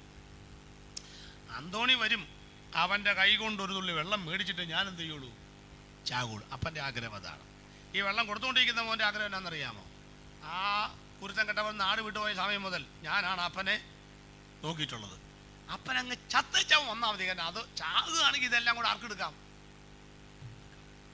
ആരുടെ പക്ഷത്തെ ന്യായം നിങ്ങൾ പറയാം. എനിക്കറിയാമല്ലോ. ഞാൻ എത്ര ചിന്തിച്ചിട്ട് എനിക്ക് മനസ്സിലായിട്ടില്ല. അപ്പൻ്റെ പ്രാർത്ഥന ദൈവം കേൾക്കൂ, മോൻ്റെ പ്രാർത്ഥന ദൈവം കേൾക്കൂ. എനിക്കറിയാമല്ലോ. നാട് വിട്ടുപോയ മകൻ അമ്മയ്ക്ക് 50 രൂപ അയച്ചു കൊടുത്തുകൊണ്ടിരുന്നു. കുറേ കഴിഞ്ഞപ്പോൾ അമ്മ പറഞ്ഞു, എടാ നിൻ്റെ 50 രൂപ വേണ്ട, നീ ഇങ്ങ് വന്നേച്ചാൽ മതി. നാട് വിട്ടുപോയവർ ഈ വരുമ്പോൾ ഒരു പൊങ്ങച്ചം കാണിക്കുമല്ലോ. റൈബാനിൻ്റെ കണ്ണടയൊക്കെ വെച്ച് വലിയ ഷൂ ഒക്കെ ഇട്ട് അതിട്ട് പെർഫ്യൂമൊക്കെ അടിച്ച് നടക്കും. ആ കാശെല്ലാം 2 ദിവസം കൊണ്ട് തീരും. എന്നെ കടം പിടിച്ചോണ്ടായിരിക്കും തിരിച്ചു പോകുന്നത് ചിലപ്പോൾ. അപ്പോൾ നീ 50 രൂപ വേണമെങ്കിൽ അപ്പം അവൻ പറയാം, പല പ്രാവശ്യമായിട്ട് അമ്മയ്ക്ക് ഞാൻ 3750 രൂപ അയച്ചു തന്നിട്ടുണ്ട്. അതെനിക്ക് ഇങ്ങോട്ട് ഒരുമിച്ച് അയച്ചു തരാമെങ്കിൽ ഞാൻ അങ്ങോട്ട് വരാം. അവൻ്റെ അമ്മ അവനെ പെറ്റ തള്ളയല്ലേ. അമ്മ തിരിച്ച് കത്തെഴുതി, നിന്നെ പ്രസവിച്ച വകയിൽ 5000 ചിലവുണ്ട്, 3750 എടുത്തിട്ട് ബാക്കി 1250 കിട്ടിയ വണ്ടി കയറി വരാൻ. എൻ്റെ മക്കളെ കണ്ടും അപ്പച്ച ഇങ്ങോട്ട് മുമ്പ് വന്നിരിക്കുന്നത് ഒരു വർത്താനം. എനിക്ക് ആ ചിരി കണ്ടിട്ട് തന്നെ എൻ്റെ പല്ലൊന്നും ഇല്ലാതെ ചിരി കണ്ടപ്പോൾ അതിന് സന്തോഷം തോന്നുക. അതിനെക്കുറിച്ച് പ്രസംഗിക്കാൻ പോവാ. വല്ലാത്തതിനെക്കുറിച്ച്. മക്കളെ കണ്ടും കണ്ടോ? പഴഞ്ചൊല്ലൊക്കെ പറഞ്ഞു കൊടുക്കണം. മക്കളെ കണ്ടും മാമ കൊണ്ട് മോഹിക്കരുത്. അതുകൊണ്ടാണ് പഴമക്കാർ പറയും, മുമ്പേ വന്നവൻ മുമ്പേ പോകും, കൂടെ പിറന്നവൻ വേഷം മാറും, അകലെ കിടക്കുന്നവൻ അടുത്ത് വരും, കാട്ടിൽ കിടക്കുന്നവൻ ബന്ധുവാകും. കേട്ടിട്ടുണ്ടാ? അർത്ഥം എന്നാന്നറിയാമോ? മുമ്പേ വരുന്നവൻ മുമ്പേ പോകും. മുമ്പേ വരുന്ന എന്തോന്നാ? പല്ല. എരിച്ചഴിച്ച് ആദ്യം വരുന്ന സാധനം എന്തുവാ? പല്ല്. അത് ആദ്യം എന്ത് ചെയ്യും? പോകും. ഒരു പല്ലെങ്കിലും ഇളകിയവരുണ്ടെങ്കിൽ മനസ്സിലാക്കണം, റിട്ടേൺ വിസിലടി മുഴങ്ങി കഴിഞ്ഞു. എനിക്കൊരു പല്ല് പോയിട്ടുണ്ട് കേട്ടോ, വിസിലടി മുഴങ്ങി കഴിഞ്ഞു. അപ്പോൾ 1-2 പല്ലേ ഉള്ളെങ്കിലോ വലിയ കാലതാമസമൊന്നും. അപ്പോൾ ഒറ്റ പല്ലുമില്ലെങ്കിലോ റെഡിയായി നടന്നോളാം. അച്ഛ എപ്പോഴാണ് റെഡിയായി നടന്നോളാം. ഞാൻ ഈ ആളുകളോട് മരിക്കരുതല്ല പറയുന്നത്. ഞാൻ പറഞ്ഞ മരണത്തിൽ പ്രത്യാശയുള്ളവർ ജീവിക്കണമെന്ന് പറഞ്ഞു. എന്തായാലും ചാകും, പക്ഷെ ഞങ്ങൾ മറ്റുള്ളവരെ പോലെ ചാകുകയില്ല, മറ്റുള്ളവരെ പോലെ ദുഃഖിക്കുകയില്ല. അതിനപ്പുറത്തൊരു ജീവിതമുള്ള വിശ്വാസത്തോടെ ഞങ്ങൾ ചെയ്യും. അതാണ് നമ്മുടെ പ്രത്യാശ എന്ന് പറയുന്നത്. മുമ്പേ വന്നവൻ മുമ്പേ പോകും മക്കളെ. കൂടെ പിറന്നവൻ വേഷം മാറും. തലമുടിയൊക്കെ നരയ്ക്കുമെന്ന് അകലെ കിടക്കുന്ന അടുത്ത് വരും. കണ്ണട മൂക്കിന് മുകളിൽ വരുന്ന കാട്ടിൽ കിടക്കുന്നവൻ ബന്ധുവാകും. അതേ ഇനി വരാനുള്ളൂ. ഏതാ? വടി. പിള്ളേരെന്തേ? അതെല്ലാം പോയി. അവരോട് ചോദിക്കണം ആരാ വീട്ടിൽ കൂട്ടെന്ന്. അവർ പറയും 2 വിഡ്ഢികൾ വീട്ടിൽ, 2 പെട്ടികൾ, ഫ്രിഡ്ജും ടിവിയും അവർക്ക്. ഇപ്പം രാത്രിയാകുമ്പോഴോ കുറയ്ക്കാൻ 2 പട്ടികളും വെച്ചുണ്ട്. ഇതാണ് അവർ നമുക്ക് വാർദ്ധക്യത്തിൽ തരുന്നത്. സ്തോത്രം. അതുകൊണ്ട് ഇതൊന്നും കണ്ട് മോഹിക്കരുത് കേട്ടോ. നരച്ചാലും നരയ്ക്കോളം എന്നല്ല, നരച്ചാലും ഇതങ്ങനെ പറയാൻ കാര്യം, നരച്ചവരെ മക്കൾക്കൊന്നും വേണ്ടെന്നേ, നരച്ചവരെ നാട്ടുകാർക്കൊന്നും വേണ്ടെന്നേ. പക്ഷേ നരച്ചാലും എന്ന് പറയാൻ ജന്മം തന്ന ദൈവത്തിനല്ലാതെ വേറെ ആർക്കും ആ തൻ്റെ ഇടമില്ലെന്ന്. ഈ വല്ലുപോയ മോണയും ഈ ഉന്തി ഉരുട്ടിയ മഹമൊന്നും ഇനിയൊന്നും നമ്മുടെ തലമുറയ്ക്കൊന്നും ആവശ്യമില്ലെന്നേ. പക്ഷേ ഇതിനകത്ത് ചുക്കും ചുളിയും വീഴാത്ത ഒരു ആത്മാവിന്റെ ഉടമസ്ഥൻ പറയണം, നരച്ചാലും നിന്നെ ഞാൻ കൈവിടത്തില്ല കുഞ്ഞെ. ഉള്ളം കയ്യിൽ വഹിച്ച ദൈവത്തെ കരമടിച്ചൊന്ന് സ്തുതിച്ച് സ്തോത്രം ചെയ്യണമെന്ന് പകൽ.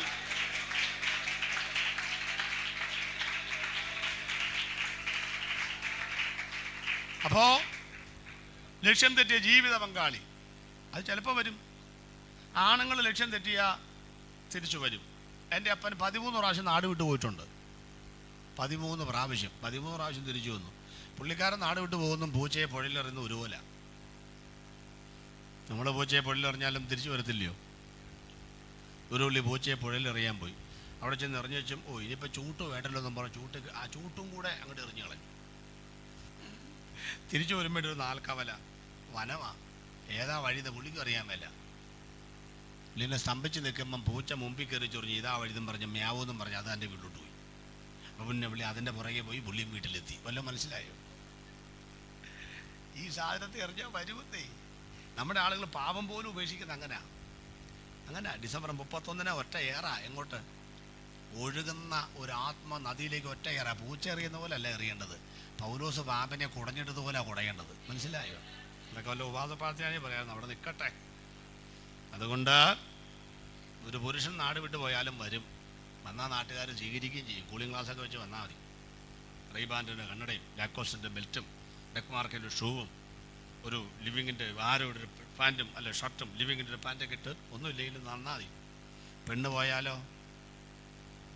പോയാലോ പണി കഴിഞ്ഞു. അറിയാമോ? പെണ്ണ് പോയാൽ പണി കഴിഞ്ഞു. ഒരപ്പൻ, അത് ഞങ്ങളെയൊക്കെ അനുഭവം വെച്ചാൽ പറഞ്ഞത്, അപ്പൻ 13 പ്രാവശ്യം നാട് വിട്ടു പോയിട്ടും എൻ്റെ കുടുംബം തകർന്നില്ല. എന്താ കാര്യം? അമ്മയ്ക്ക് മെക്കാട് പണി അറിയായിരുന്നു.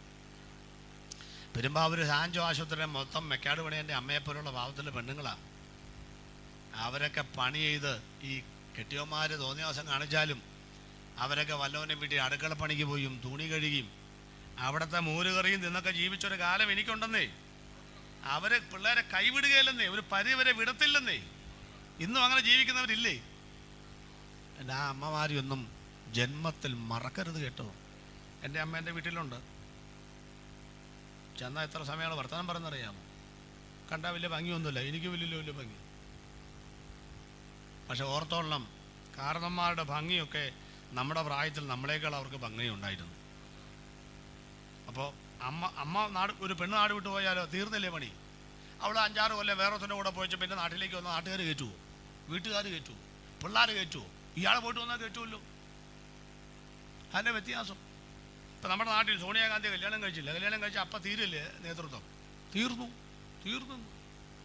ഈ ഭർത്താക്കന്മാർ മരിച്ചാൽ ഭാര്യമാരെന്തോ വിളിക്കുന്നത്? വിധവ. എല്ലാവർക്കും അറിയാമല്ലേ? അടുത്ത ചോദ്യം, ഭാര്യ മരിച്ചാൽ ഭർത്താവിനെന്തോ വിളിക്കുന്നത്? എന്താ നിങ്ങൾ മിണ്ടാത്തെ? അത് ആർക്കും അറിയാമല്ലോ. അതുകൊണ്ടാ വിഭാര്യൻ. എന്താണ് വിഭാര്യൻ? അങ്ങനെ ആരും പറയാറുണ്ടോ? ഓതറെ കൊണ്ട ആൾ ആരാ പോണേ? ഒരു വിഭാര്യൻ പോവുകയാണ്. കേട്ടിട്ടുണ്ടോ നിങ്ങൾ? ഇത് പറയും. അപ്പോൾ ഭർത്താവ് മരിച്ച ഭാര്യയെ വിധവ വിളിക്കും. ഭാര്യ മരിച്ച നമ്മളെന്തോ വിളിക്കും? വിഭാര്യൻ എന്നല്ല, അവനോട് എന്താ? ഭാഗ്യവാൻ. ഭാര്യ മരിച്ച അവൻ്റെ പേരെന്തുവാ? ഭാഗ്യവാൻ. എന്താ കാര്യം? രണ്ടാമത്തെ കെട്ടാലോ? അതാ. അപ്പോൾ രണ്ടാമത്തെ ഭാര്യ മരിച്ചാലോ പിന്നെയും ഭാഗ്യവാൻ. ഭാര്യമാർ മരിക്കുന്നതോറും അവന് കാരുണ്യ ലോട്ടറി അടിച്ചുകൊണ്ടിരിക്കും. അവൻ അവസാനം സൂപ്പർ ബമ്പർ ലോട്ടോ അടിക്കുമെന്ന് പറയുന്നത്. എന്തോ നാടാ നമ്മുടെ നാട് ഇല്ലേ? സ്വത്രം. ഇതൊന്നും കിട്ടത്തില്ല മക്കളെ. പോയി ഞാൻ പറഞ്ഞു വന്ന് ഇതുപോലല്ലെന്ന് യേശുവിൻ്റെ വരവ്. വായ്പയായി കൊടുത്ത പണം കിട്ടുന്നെങ്കിൽ കിട്ടട്ടെ, വരുന്നെങ്കിൽ വരട്ടെ, വരുമ്പോൾ വഴി വെച്ച് കാണാം, അത് ഞാൻ വലിയ പ്രതീക്ഷയൊന്നുമില്ല, അങ്ങനെ പറയേണ്ട വിഷയമല്ല യേശുവിൻ്റെ വരവ്. പ്രത്യാശ. എൻ്റെ അർത്ഥം മനസ്സിലായോ? ആശയ്ക്ക് വിരോധമായി ആശയോടെ വിശ്വസിക്കുന്നതിൻ്റെ പേരാ പ്രത്യാശ. ശരീരത്തിൽ നിർജീവത്വം ഗ്രഹിച്ചിട്ടും വിശ്വാസത്തിൽ ക്ഷീണിച്ചില്ല. ഇല്ലാത്തതിനെ ഉള്ളതുപോലെ വിളിച്ചു വരുത്തുവാൻ കഴിയുന്ന ദൈവത്തിൽ വിശ്വസിച്ചു അബ്രഹാം. എന്താ കത്തിയെടുത്ത കാര്യം? വെട്ടാൻ കാര്യം എന്താ? വീണില്ല. എന്താ കാര്യം? വിളിച്ചില്ലെങ്കിൽ വെട്ടുമായിരുന്നോ? അബ്രഹാമേ വിളിച്ചില്ലെങ്കിൽ കത്തി വീഴുമായിരുന്നു. എന്താ കാര്യം? അവനറിയാം, എനിക്ക് പിള്ളേരുണ്ടായിരുന്നില്ലല്ലോ. ഇല്ലായിരുന്നു. ആ ഇല്ലാത്തതിനെ നീ ഉള്ളതുപോലെ വിളിച്ചു വരുത്തിയവനല്ലേ? അതെ. അങ്ങനെയാണെങ്കിൽ ഉള്ളതിനെ തന്നാലും ഞാൻ അവിടെ നിന്ന് അതിനെ തിരികെ പ്രാപിക്കാതെ പോകത്തില്ലെന്ന് അവൻ അറിയാമായിരുന്നു. വിശ്വസിക്കുന്നവർക്ക് വേണ്ടി വ്യാപരിക്കുന്ന അവന്റെ ശക്തിയുടെ അളവറ്റ വലിപ്പം തിരിച്ചൊരു ദൈവമക്കൾ ഓർത്തുകൊള്ളുന്ന പകൽ. അതുകൊണ്ട് എങ്ങനെയെങ്കിലും ഉന്തിയുട്ടി പോകുന്നല്ല പ്രത്യാശ എന്ന് പറയുന്നത്, അത് സംഭവിക്കുക തന്നെ ചെയ്യും. ഒന്ന് കരമടിച്ച് ദൈവത്തിന് സ്തോത്രം ചെയ്ത്. എണ്ണയുണ്ടോ നിൻ വിളക്കിൽ, നീ ഒരുങ്ങിയിട്ടുണ്ടോ? എണ്ണയുണ്ടോ നിൻ വിളക്കിൽ, ഓ നിർമ്മലമാം നീതി വസ്ത്രം. ചെറുത് മാടിക്കേ.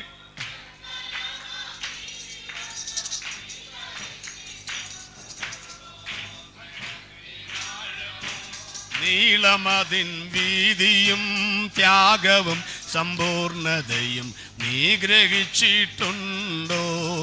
സ്നേഹത്തിനാഴവും നീളമതിൻ വീതിയും ത്യാഗവും സമ്പൂർണതയും നീ ഓ പാരിലാരും പാടിടാത്ത,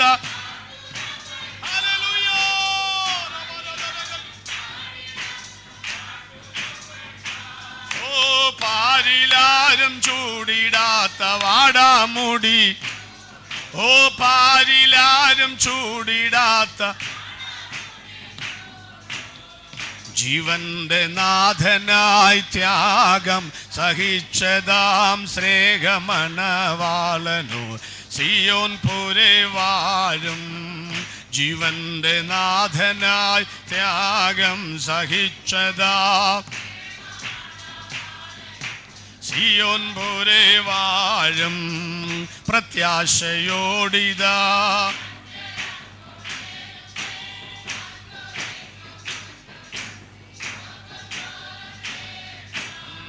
പ്രത്യാശയോടിതാ ഭക്തര.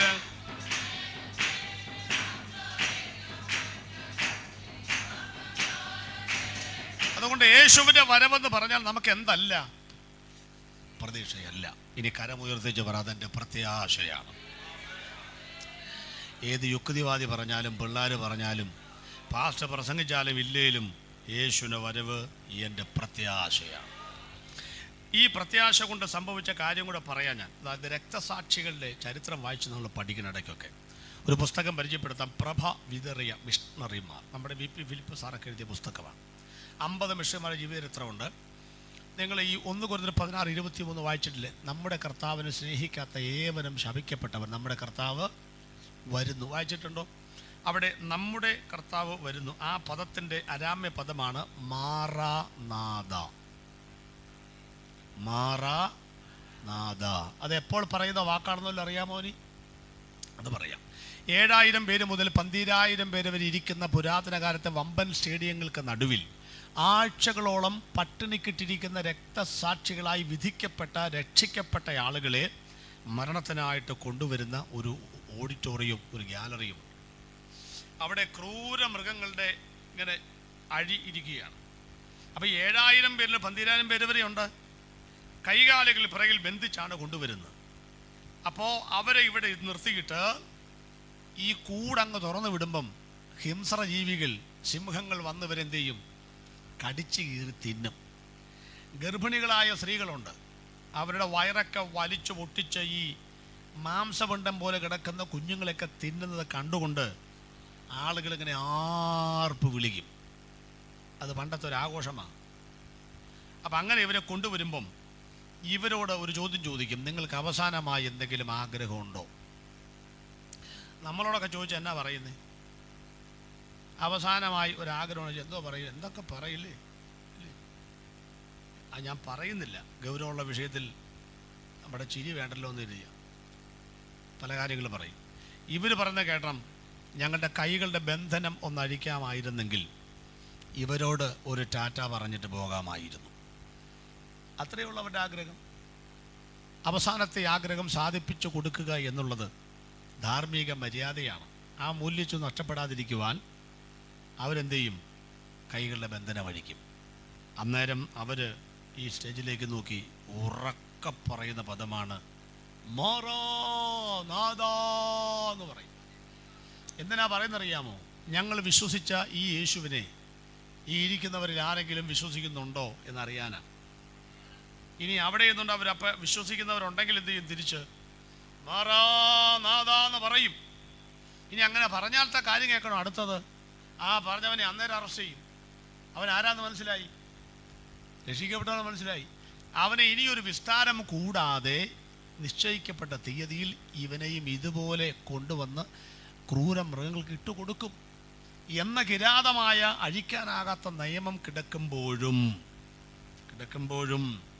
മാറാനാഥ എന്ന ആവേശത്തോടെ വിളിക്കുന്ന ആത്മീക സഹോദരങ്ങൾക്ക് അമ്മയുടെ ഉദരത്തിൽ ജനിച്ച കൂടപ്പിറപ്പല്ലെങ്കിലും ക്രൂശിൽ ജനിച്ച കൂടപ്പിറപ്പല്ലേ, അവന് ഒരു ഗംഭീരമായ യാത്രയപ്പ് കൊടുക്കേണ്ടതിന് പൊക്കോ. യേശു പ്രസംഗം ആരംഭിക്കുള്ള യോഹന്നാൻ തടവിലായപ്പോൾ യേശു പ്രസംഗിച്ചതുപോലെ നീ പോയാൽ ഞങ്ങളുണ്ടെന്ന് പറഞ്ഞ് അവനെ ധൈര്യപ്പെടുത്താൻ ആത്മീകത്തിന്റെ അടങ്ങാത്ത അലയൊലികൾ അകത്ത് അണക്കെട്ട് കണക്കെ സൂക്ഷിച്ച ദൈവമക്കൾ കരമുയർത്തി എഴുന്നേറ്റെന്ന് പറയും, മാറാനാഥാ എന്ന് പറയും. അത് കേട്ടോണ്ടാണ് പ്രിയപ്പെട്ടവരെ അവര് സിംഹങ്ങൾക്ക് മുമ്പിലേക്ക് പോകുന്നത്. എത്ര പ്രത്യാശയാണ് നിങ്ങൾ നോക്കിക്കേ, ഇല്ലേ? നാട്ടുരാജാക്കന്മാർ വൈകുന്നേരത്തെ ഓതറിന് വെട്ടം കാണുവാൻ വേണ്ടി വരികയാണ്. അന്ന് ഇലക്ട്രിസിറ്റി ഇല്ല, മണ്ണെണ്ണ ഉള്ള ഒരു കാലഘട്ടമാണ്. കുറച്ച് കണ്ടുപിടിച്ചിട്ടുണ്ട് പന്തം കൊളുത്തിയൊക്കെ സമയത്ത്. അപ്പം അന്ന് ഈ രാജാക്കന്മാരിങ്ങനെ നടന്നു വരുന്ന സമയത്ത് നിശ്ചിത അകലത്തിൽ പോസ്റ്റ് പോലെ കുഴി കുത്തിയിട്ട് രക്ഷിക്കപ്പെട്ടവരെ തല മാത്രം മുകളിൽ നിർത്തി കുഴിച്ചിടും. ഇടയ്ക്കിടയ്ക്ക് ചോദിക്കും, വെള്ളം വേണോ? വെള്ളം വേണം. പക്ഷേ യേശുവിന് തള്ളി പറയണം, വെള്ളം വേണ്ടെന്ന് ചോദിച്ചു. യേശുവിന് തള്ളി പറയാമെങ്കിൽ കുഴിയിൽ നിന്ന് കയറാം. സൂര്യൻ പടിഞ്ഞാറ് അസ്തമിക്കുന്ന സമയത്ത് ഒരു ശംഖുരി കേൾക്കും, ചെണ്ട കെട്ടും, രാജാവ് എഴുന്നള്ളുന്നേന്നൊരു ശബ്ദം കേൾക്കും. അപ്പോൾ മിന്നുന്ന ഖഡ്ഗവുമായി വാളുമായി വന്നിട്ട് അവസാനത്തെ ചോദ്യം, രാജാവ് വരുന്നുണ്ട്, നിനക്ക് യേശുവിനെ തള്ളി പറയാൻ തയ്യാറാണോ അല്ലയോ? തള്ളി പറയില്ല എന്ന് പറഞ്ഞാൽ എന്ത് സംഭവിക്കുന്ന അറിയാമോ? ഈ തലയുടെ മൂട്, കരിക്കിൻ്റെ മൂട് വെട്ടിക്കളഞ്ഞ് എടുത്തുള്ള കൈയിട്ട് തലച്ചോറ് എടുത്തു കളഞ്ഞാൽ മണ്ണെണ്ണ ഒഴിച്ച് പന്തം കൊടുത്തു. പച്ചയ്ക്ക് കത്തിക്കും. ചാൾസ് ജോൺസന്റെ പാട്ടാ, ഒരു കൈത്തിരി പോൽ കത്തി എരിഞ്ഞൊരിക്കൽ, ഇല്ലേ?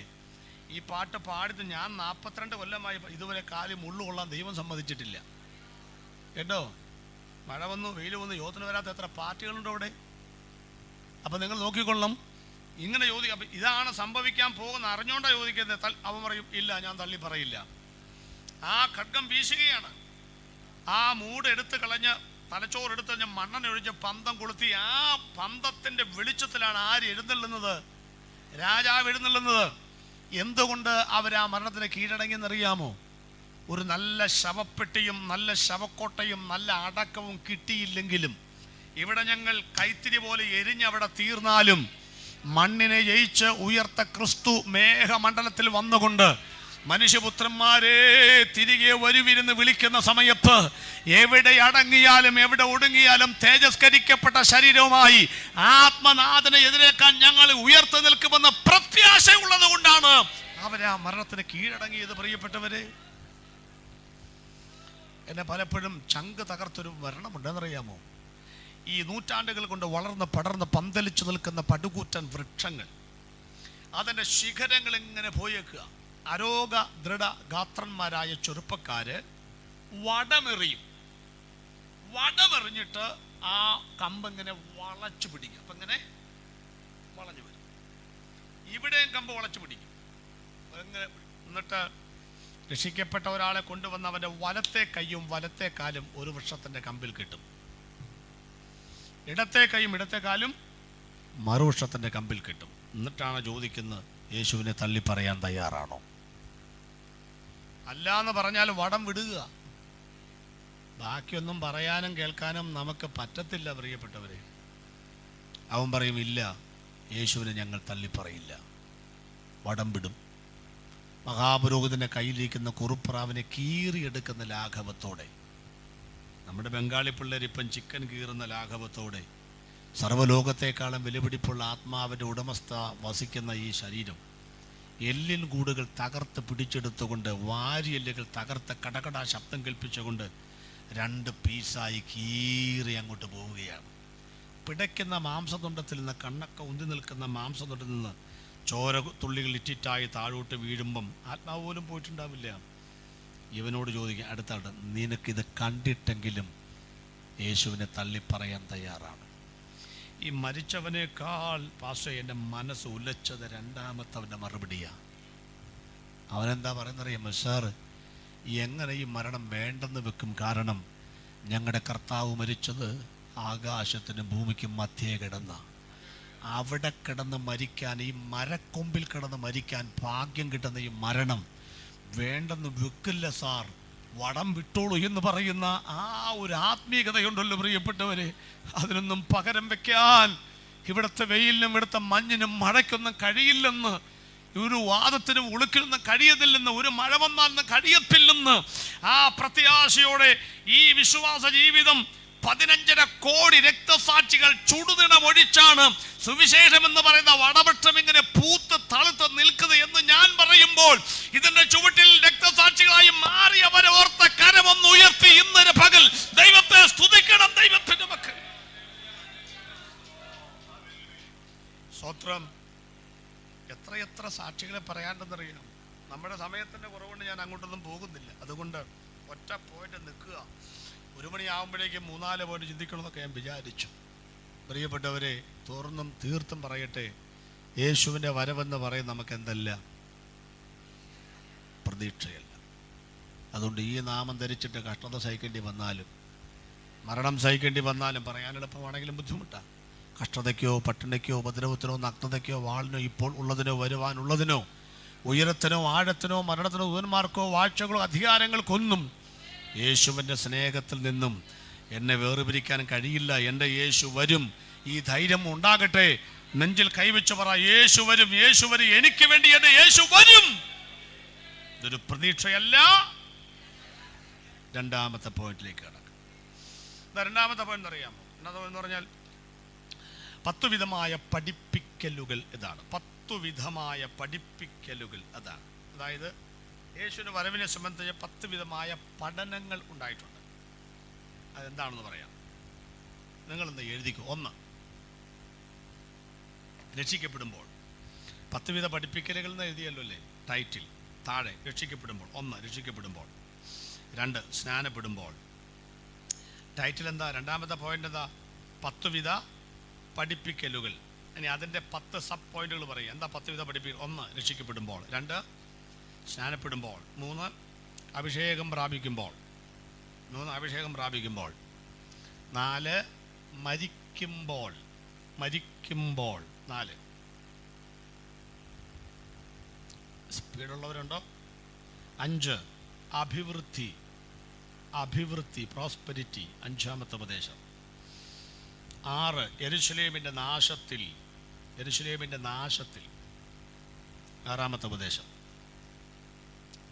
7, സുവിശേഷ പ്രചാരണം, 7-ാമത്തേത്. 8, 9, 10 മഹാപിണ്ഡകാലത്തിന് മുമ്പ്, മഹാപിണ്ഡകാലത്തിൻ്റെ മധ്യത്തിൽ, മഹാപിണ്ഡകാലശേഷം. ഇതാണ് 8, 9, 10 പഠിപ്പിക്കലുകൾ. ഇപ്പം എത്ര വിധമായി എഴുതിയവർക്ക് വീണ്ടും പറയാം. 1, എഴുതിയവരെന്ന് ഉറക്കെ പറയും. 1, രക്ഷിക്കപ്പെടുമ്പോൾ. 2, സ്നാനപ്പെടുമ്പോൾ. 3, അഭിഷേകം പ്രാപിക്കുമ്പോൾ. 4, മരിക്കുമ്പോൾ. 5, അഭിവൃദ്ധി. 6, 7, 8, 9, 10 മഹാപിണ്ഡകാലത്തിന് മുമ്പ്, മഹാപിണ്ഡകാലത്തിന് മധ്യത്തിൽ, മഹാപിണ്ഡകാലത്തിന് ശേഷം. ഒന്ന് ഒന്ന് ഒന്ന് ഒന്ന് ഓടിച്ച് വിവരിക്കട്ടെ. ഇത്രയല്ല, ചുമ്മാ കമ്പി വാചമൂലം വിവരി, എന്നല്ലേ മനസ്സിലാവുള്ളൂ. ഓക്കെ, ശരി. അപ്പോൾ നമുക്കൊന്നിലേക്ക് വരാം. എന്താ ഈ 10 വിധ പഠിപ്പിക്കുക? അതായത് കഴിഞ്ഞ 21 നൂറ്റാണ്ടുകൾ കൊണ്ട് ലോകത്തിൻ്റെ 195 പരം വരുന്ന രാജ്യങ്ങളിലായി യേശുവിൻ്റെ വരവിനെ സംബന്ധിച്ച 35-ലേറെ പഠിപ്പിക്കലുകൾ ഉണ്ടായിരുന്നു. എത്ര പഠിപ്പിക്കലുകൾ? 35-ലേറെ. അതിൽ 25 കാലത്തിൻ്റെ കടന്നുപോക്കിൽ കടപുഴുകി എറിയപ്പെട്ടു. അതൊന്നും ഇപ്പോഴില്ല. ഇപ്പം എത്ര എണ്ണം ഉണ്ട്? 35-ൽ നിന്ന് 25 പോയാൽ 10 ഉണ്ട്. ആ 10 3 ഇന്ത്യയിൽ പഠിപ്പിക്കുന്നുണ്ട്. ഓക്കെ, 2 കേരളത്തിൽ പഠിപ്പിക്കുന്നുണ്ട്. അപ്പം നമ്മൾ എത്ര വിശ്വസിക്കണം? ഒരെണ്ണല്ലേ വിശ്വസിക്കാൻ പറ്റുള്ളൂ. ഓക്കെ, ഇത്രയും മനസ്സിലായല്ലോ. നമുക്ക് ഒന്നാമത് എന്താ എഴുതിയത്? രക്ഷിക്കപ്പെടുമ്പോൾ. നമ്മൾ രക്ഷിക്കപ്പെടുമ്പോൾ യേശു എവിടെ വന്നു? അയ്യോ, പാട്ടൊക്കെ മറന്നു. യേശുവൻ ഉള്ളത്തിൽ വന്ന നാളിൽ, ഇങ്ങനെ പാടാറില്ലേ? അപ്പൊ യേശു ഉള്ളത്തിലേക്ക് വന്നാണ് 2ാം വരവെന്നാ ചെല്ല പഠിപ്പിക്കുന്നത്. ഒന്നാമത് യേശു ക്രൂശിൽ കാൽവറി വന്നു, 2ാമത് യേശു രക്ഷിക്കപ്പെടാത്ത, അതാ 2ാം വരവ്. ശരിയോ തെറ്റോ? തെറ്റ്. 2, സ്നാനപ്പെടുമ്പോൾ യേശു വരുന്നു. സ്നാനപ്പെടുമ്പോഴല്ലേ പരിശുദ്ധാത്മാവ് വന്നത്? സ്നാനപ്പെടുമ്പോൾ ദൈവം നമ്മുടെ അകത്തേക്ക് വരുന്നു, ചെല്ല പഠിപ്പിക്കുക. ശരിയോ തെറ്റോ? തെറ്റ്. പരിശുദ്ധാത്മാഭിഷേകം പ്രാപിക്കുമ്പോൾ യേശു വരുന്നു. ശരിയോ തെറ്റോ? പരിശുദ്ധാത്മാഭിഷേകം ഒരു ക്ലാസ് എടുക്കണം കേട്ടോ. ഈയിടെ ഞാനൊരു പഴയ സഭയിൽ ചെന്നു. അപ്പോൾ പരിശുദ്ധാത്മാവിനെ കുറിച്ചാണ് ക്ലാസ് എടുക്കണ്ടേ. അപ്പോൾ ഞാൻ ചോദിച്ചു, പരിശുദ്ധാത്മദാനം, പരിശുദ്ധാത്മ സ്നാനം, പരിശുദ്ധാത്മാഭിഷേകം, പരിശുദ്ധാച്ചാരം, പരിശുദ്ധാത്മ മുദ്ര, പരിശുദ്ധ നിറവ്, പരിശുദ്ധാത്മ അധിവാസം, 7 7ആണോ 1ആണോ ചോദിച്ചു. ഒരെണ്ണത്തിനറിയില്ല. നമുക്ക് ഒറ്റ കാര്യം അറിയുള്ളൂ, പരിശുദ്ധാത്മാഭിഷേകം, അഭിഷേകം, അഭിഷേകം. ഇത് നമുക്കറിയത്തുള്ളൂ. ദാനം, സ്നാനം, അഭിഷേകം, അച്ചാരം, അധിവാസം, മുദ്ര, നിറവ്, 7 ഉണ്ട്. അപ്പോൾ അതൊക്കെ ഒന്ന് പഠിക്കണ്ടേ? വേണ്ടേ? വേണം. ഇപ്പോഴല്ല, പറഞ്ഞത് മാത്രമേ ഉള്ളൂ. ഈയിടെ ഞങ്ങളുടെ യൂത്ത് ക്യാമ്പിന് അതായിരുന്നു, പരിശുദ്ധാത്മാഭിഷേകത്തെക്കുറിച്ച് ഞാൻ ക്ലാസ് എടുത്ത്. എന്തായാലും 8:30 ക്ലാസ് കഴിഞ്ഞു. 8:30 മുതൽ 1.5 മണിക്കൂർ അവർ കരഞ്ഞു. അത്രയും മതി എനിക്ക്. 1.5 മണിക്കൂർ കരഞ്ഞു. വീട്ടിൽ പോകണ്ട, കമന്ന് കിടന്ന് കരയായിരുന്നു. അത് തന്നെ വലിയ സന്തോഷം. അത് നമ്മൾ സമ്പൂർണ്ണ തൃപ്തനാണ്. എന്തുവാ പരിശുദ്ധാത്മ? പിള്ളേർ നമ്മുടെ ബന്ധുക്കോസാരെല്ലാം കൂടെ പരിശുദ്ധാത്മാവിനെ എണ്ണയാക്കി, പരിശുദ്ധാത്മാവിനെ അടുത്തത് വെള്ളമാക്കി, പരിശുദ്ധാത്മാവിനെ കാറ്റാക്കി, പരിശുദ്ധാത്മാവിനെ തീയാക്കി. ഈ 4 ടോപ്പ് തീയ, ഫയറാണ് മൊത്തത്തിൽ. പരിശുദ്ധാത്മാവ് എന്താണ്? ഫയറാണ്. അയ്യോ, വയറെന്ന് പറഞ്ഞു, എന്നാ വയറാന്നറിയാം. സുവിശേഷ യോഗത്തിൻ്റെ പേര് വരെ ഫയർ മീറ്റിംഗ് എന്നാണ് വെച്ചിരിക്കുന്നത്. ഇത് വല്ലതും ആണോ പരിശുദ്ധാത്മാവ്? തീ പോലെ നല്ലേ, അല്ല തീ ഇറങ്ങി വന്നു എന്നാണോ? അപ്പൊ ഇന്ന് പകൽക്കാലം ദൈവം പിന്നെ കാറ്റുപോലെ മറ്റേതെന്താ പറയാത്തെ? എണ്ണ പോലെ എന്ന് എന്താ പറയാത്തെ? അതൊന്നും ആർക്കും വേണ്ട. എന്ത് മതി ഇപ്പം? മൊത്തം അന്യാഗ്നിയാ കത്തുന്നെന്ന് എനിക്ക് തോന്നുന്നു. അന്യാഗ്നി. അതെ, അതൊക്കെ ഒരു ഭാഗം അതങ്ങോട്ട് പോട്ടെ, ആ വശത്തോടെ അതങ്ങ് പോട്ടെ. എല്ലാ കാലത്തും എല്ലാം ഉണ്ടല്ലോ. അപ്പോൾ സ്നാനപ്പെടുമ്പോൾ പരിശുദ്ധാത്മാവ് എന്നു, അതുകൊണ്ട് അതാണ് യേശുവിൻ്റെ ഓരോ. അതൊന്നും ശരിയല്ല. അടുത്തത് എഴുതിയത് അഭിഷേകം പ്രാപിക്കുമ്പോൾ, അതിനെക്കുറിച്ച് അപ്പം പറഞ്ഞത്. അതൊന്നും ശരിയല്ല. അടുത്തത് മരിക്കുമ്പോൾ. അങ്ങനെ ഒരു പഠനം പണ്ടെങ്ങാണ്ട് ഉണ്ടായിരുന്നു. ഞങ്ങളൊക്കെ യാക്കോബായിൽ ജനിച്ചു വളർന്നവരാണ്. യാക്കോബായ സഭയിൽ പണ്ടൊക്കെ ഈ ഒരു പാട്ട് പാടും. കാലൻ്റെ കോലമായി മൃത്യു വരും നേരം കാലും കയ്യും കെട്ടിക്കൊണ്ടു പോകും. പാടാറുണ്ടോ? താല്പര്യമില്ലാത്തതുകൊണ്ട് പാടാറില്ലായിരിക്കും.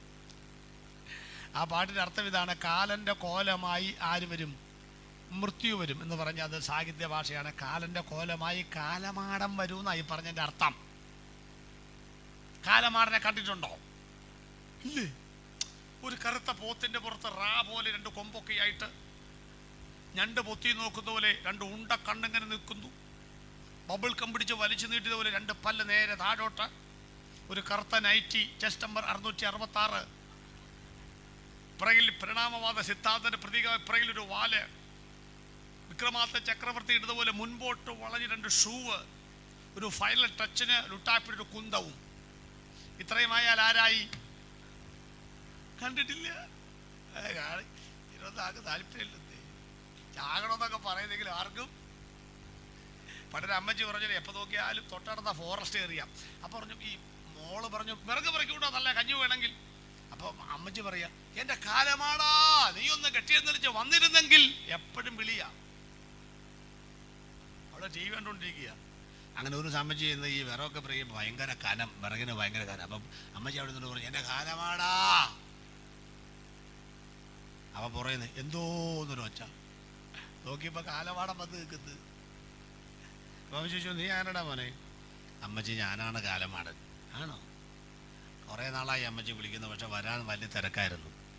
ഭയങ്കര അപകടങ്ങൾ, ഭൂകമ്പങ്ങൾ, ദേശീയ ദുരന്തങ്ങൾ, പ്രളയക്കെടുതികൾ, പകർച്ചവ്യാധികൾ. അതുകൊണ്ട് എനിക്ക് വരാൻ പറ്റില്ല. ഞങ്ങളിപ്പം മൊത്തം JCB കൊണ്ടാണ് ഓടിച്ചിട്ടുകൊണ്ടിരിക്കുന്നത്.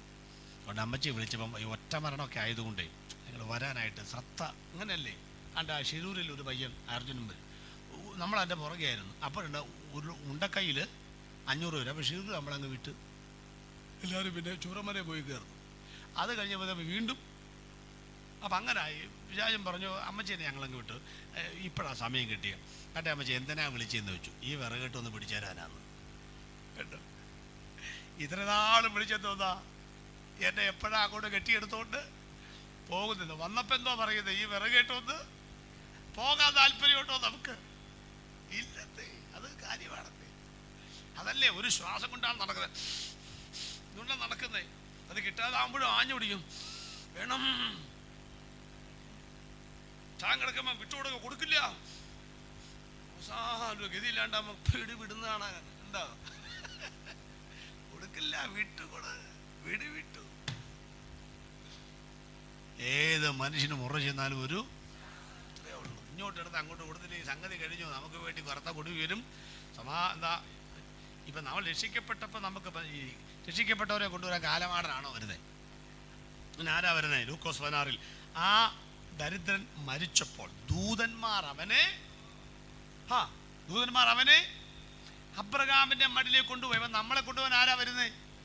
അന്ന സ്വോത്രം. പിള്ളേർ വന്നില്ലേലും ആര് കൊണ്ടുപോകും മക്കളെ? അത് നമ്മളേത് പാട്ടാ പാടുന്നത്? എന്നെ ഏതി ഏൽപ്പാനായി.